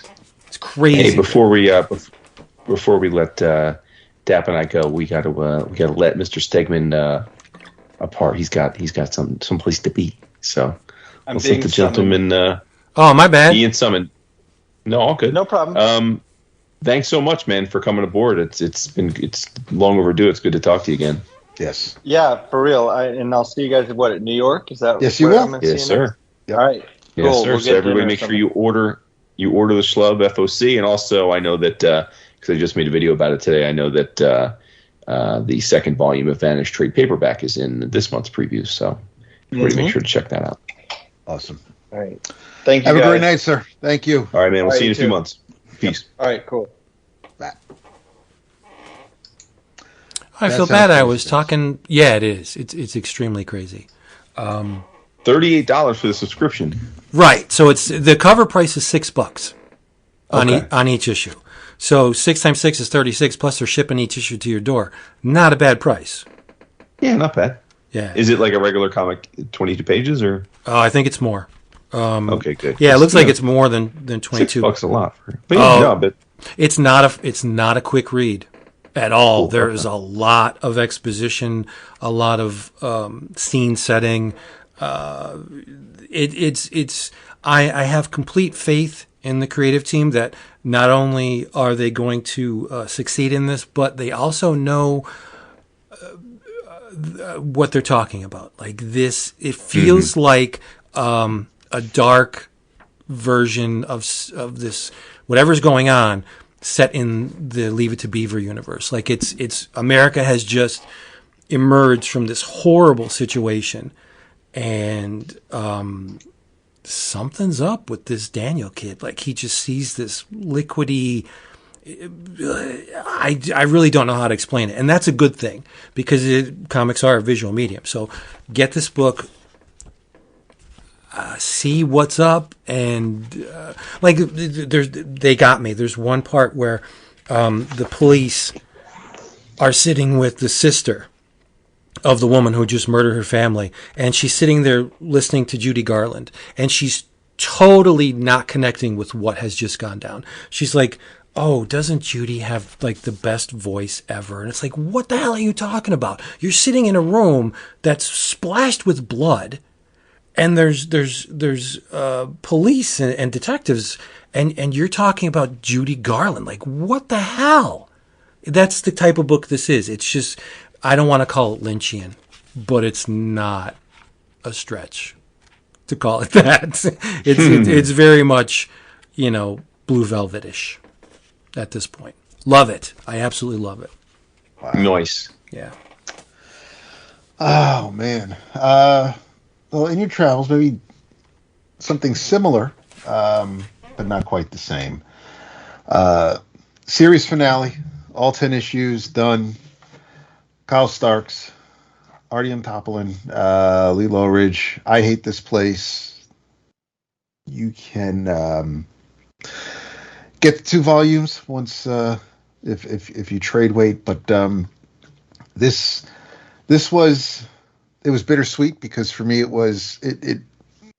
I'm bummed that I'm not getting an 11th issue, but as far as the story goes, it was quite satisfying for me at least. There's a apparently, according to the back matter, I Hate This Place, or Fuck This Place if you give it the explicit version, is Kyle's best-selling book of his career, period. No way. Absolutely. Wow. He says he's blown away by the outpouring of support we received. So yeah, I mean, so obviously I'm going to, I probably shouldn't, but I'm going to say that that's probably like his creator-owned image work and may not necessarily move into the Rick and Morty territory, but I don't know what Odie's numbers are, and it very well may be that his image books outsell that. So but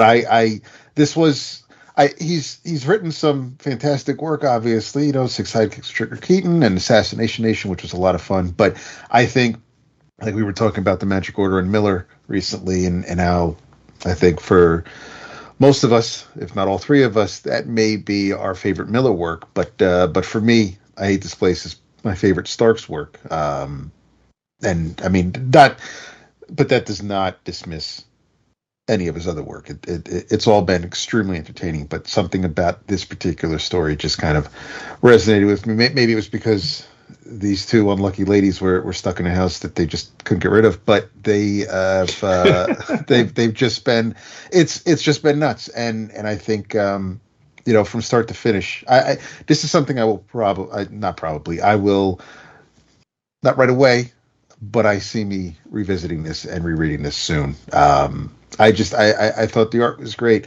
The story just absolutely hooked me. I'm glad we decided to give it a try that one night when we just all picked something for each of us to read, and it just it stuck with me in a good way. It's been an absolute blast. If you haven't been reading it, get all 10 issues, get the trades, whatever you have to do. But I think this is something that, regardless of what genre or what kind of stories you enjoy, whether they're supernatural, superhero, tech-related, sci-fi, whatever, I think there's something here that just about everybody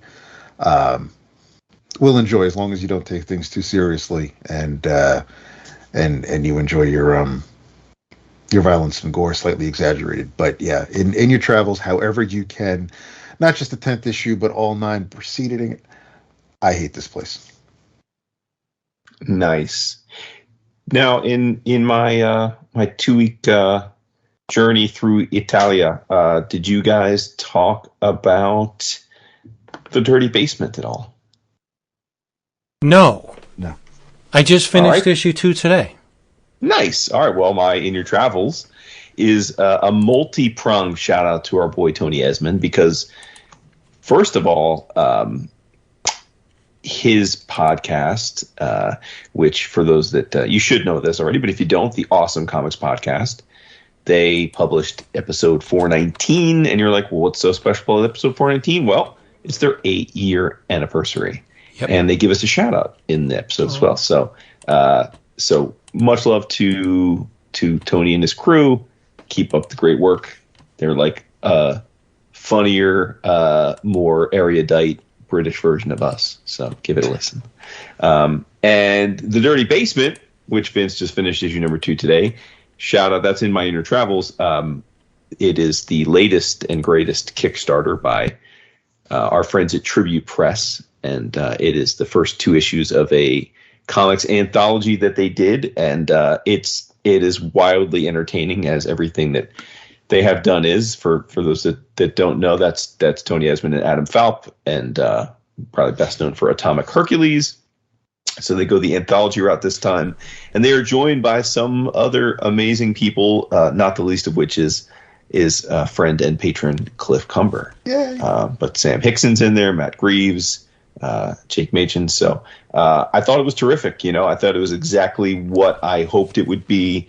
The art is world class, because you back creator owned stuff of friends and indie stuff, and you sometimes, especially in an anthology, sometimes some of the art's like awesome and some of the art's maybe not as awesome, but you're just supporting the book like en masse. But I have to say, in this one, I was really, really impressed with all of the stories visually. I thought each one was distinct, but like really accomplished, and it was just riotously funny, which you would expect given the crazy minds of those fools and what they get up to. So yeah, I thought it was an absolute home run, just following in the footsteps of Atomic Hercules and the other stuff they've done. So there's a wonderful commentary on American politics in issue 2, where a guy is running for office, and elect him, and he's going to stop people from shoving bananas up their asses. One guy's like, "You keep your hands off my butt," and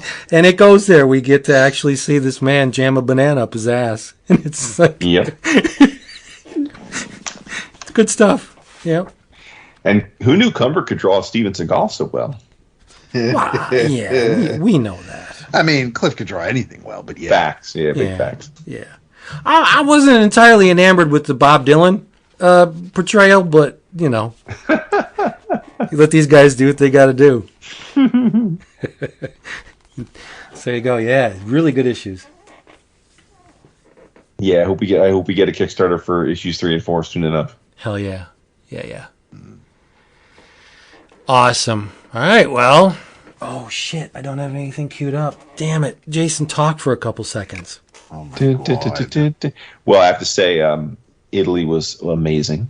It was an absolute delight to see Vince's homeland, and fortunately, I wasn't pickpocketed, which is great. I'll tell you, if you prep to go to Italy, every freaking website and book and like travelog all tells you like, oh, you gotta be careful of pickpockets. And like that's probably true because they're all telling you that. But I gotta say, like, having been to many places in the world, like it didn't for a second feel like unusually like at risk, you know. So nice, awesome. Well, we're glad you're back. Yeah, you're going next summer, right? You said. Yeah. Yeah, dude. Is there? Dude, Amalfi Coast is like too beautiful to believe it actually exists on this earth. It's absurd. Like I really struggle to understand how, like, if you want to leave. Yeah. I'm more excited for next November because we are going on a cruise. Is that the wedding? No, the cruise is the wedding's in June. We're thinking of going on a cruise again. You'll never guess the theme. Never in a million years will you guess the theme. And UFOs. I'm excited. Well, what's the theme? Hallmark Channel. Get out of here. Are you kidding me? The actresses are going to be on the boat. Candace Cameron Bure? I don't know about that. She gonna convert you to? I'm just Allison Sweeney. If she's there, I told my wife, you know those little outs that we have, in the marriage. If you're ever on the, I said all of my outs are on one boat. That's hilarious, right? Hallmark Channel. Wait, hold on a second. Your daughter's getting married in June? I think so. Yeah. Bro, are we gonna have to skip Heroes 2 years in a row? I thought it was October. No, it was supposed to be in October, but we're not going to have to skip Heroes. No, we won't. Unless we have it at Heroes. Yeah. Oh, yeah, right? That would really go down. Yeah, there is. I just don't know it. I don't know what it is. Whatever. You need to get back to us with the quickness. Seriously. All right. Hey, everybody, get yourselves to a comic shop. Buy lots of them things. Read them, love them, talk about them. Eat good, kiss your pets, love your significant others, and say good night. Oh, shit. It's not working. Well, thank you to Stegman. I don't know what this is. What in the hell is happening? It's quality American music, Jason.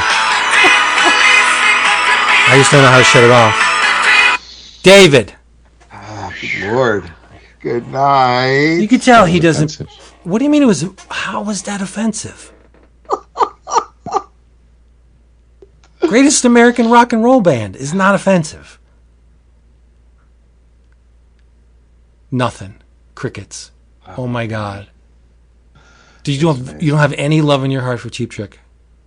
No, he doesn't. He's like, why are you laughing? David. Why is he laughing? Because he doesn't know any better. This could end it. This could really end it. Oh God! You know what? You know how many things you said this could end it? You're like Ralph too many. Brandon, like, too many. It's like Chef of the future. Yeah. Tell them you love them so much. Maybe I just need to learn a little more about Cheap Trick, Vince. Maybe you should just apologize and tell them that you love them. I do love them. You do. Did you guys talk about the? While I was gone, did you talk about the new Phillips Brubaker book? No. The what? What did you fucking talk about? I didn't read it yet. I didn't read it. I don't know why he didn't. Oh, I read the PDF months ago, but yeah, it's right here in the box next to me. But it's so good. Okay. Get on that. But we had a guest last week. What? Oh yeah, that's right. Come on. Right. We talked about stuff. And then the week before it was Bullpen Bulletins Redux. So yeah, that's French. Did your manager make a surprise return? Who are you talking to? Me? Bullpen Bulletin's the manager. What was his name? Oh, Miguel. Miguel. Yeah, Miguel. You are so stupid. It's like, yeah, maybe we are. Lord, those were the days. We're happy. I heard he was running AC these days. No, that explains a lot. We have the Book of the Month form is on the Patreon. So if you want to throw up your nominations, we will make we will pick. We will make our pick within the next few few days, I believe. And we got it. We'll announce it. Yeah, we got it because it's already the 13th. So we've only got, we'll have to announce it before next episode because we have to talk about it on the 27th. So, yep. We'll let y'all know what it is. Out of here. Tell them you love them. If you don't know, now you'll know. That's it for that one.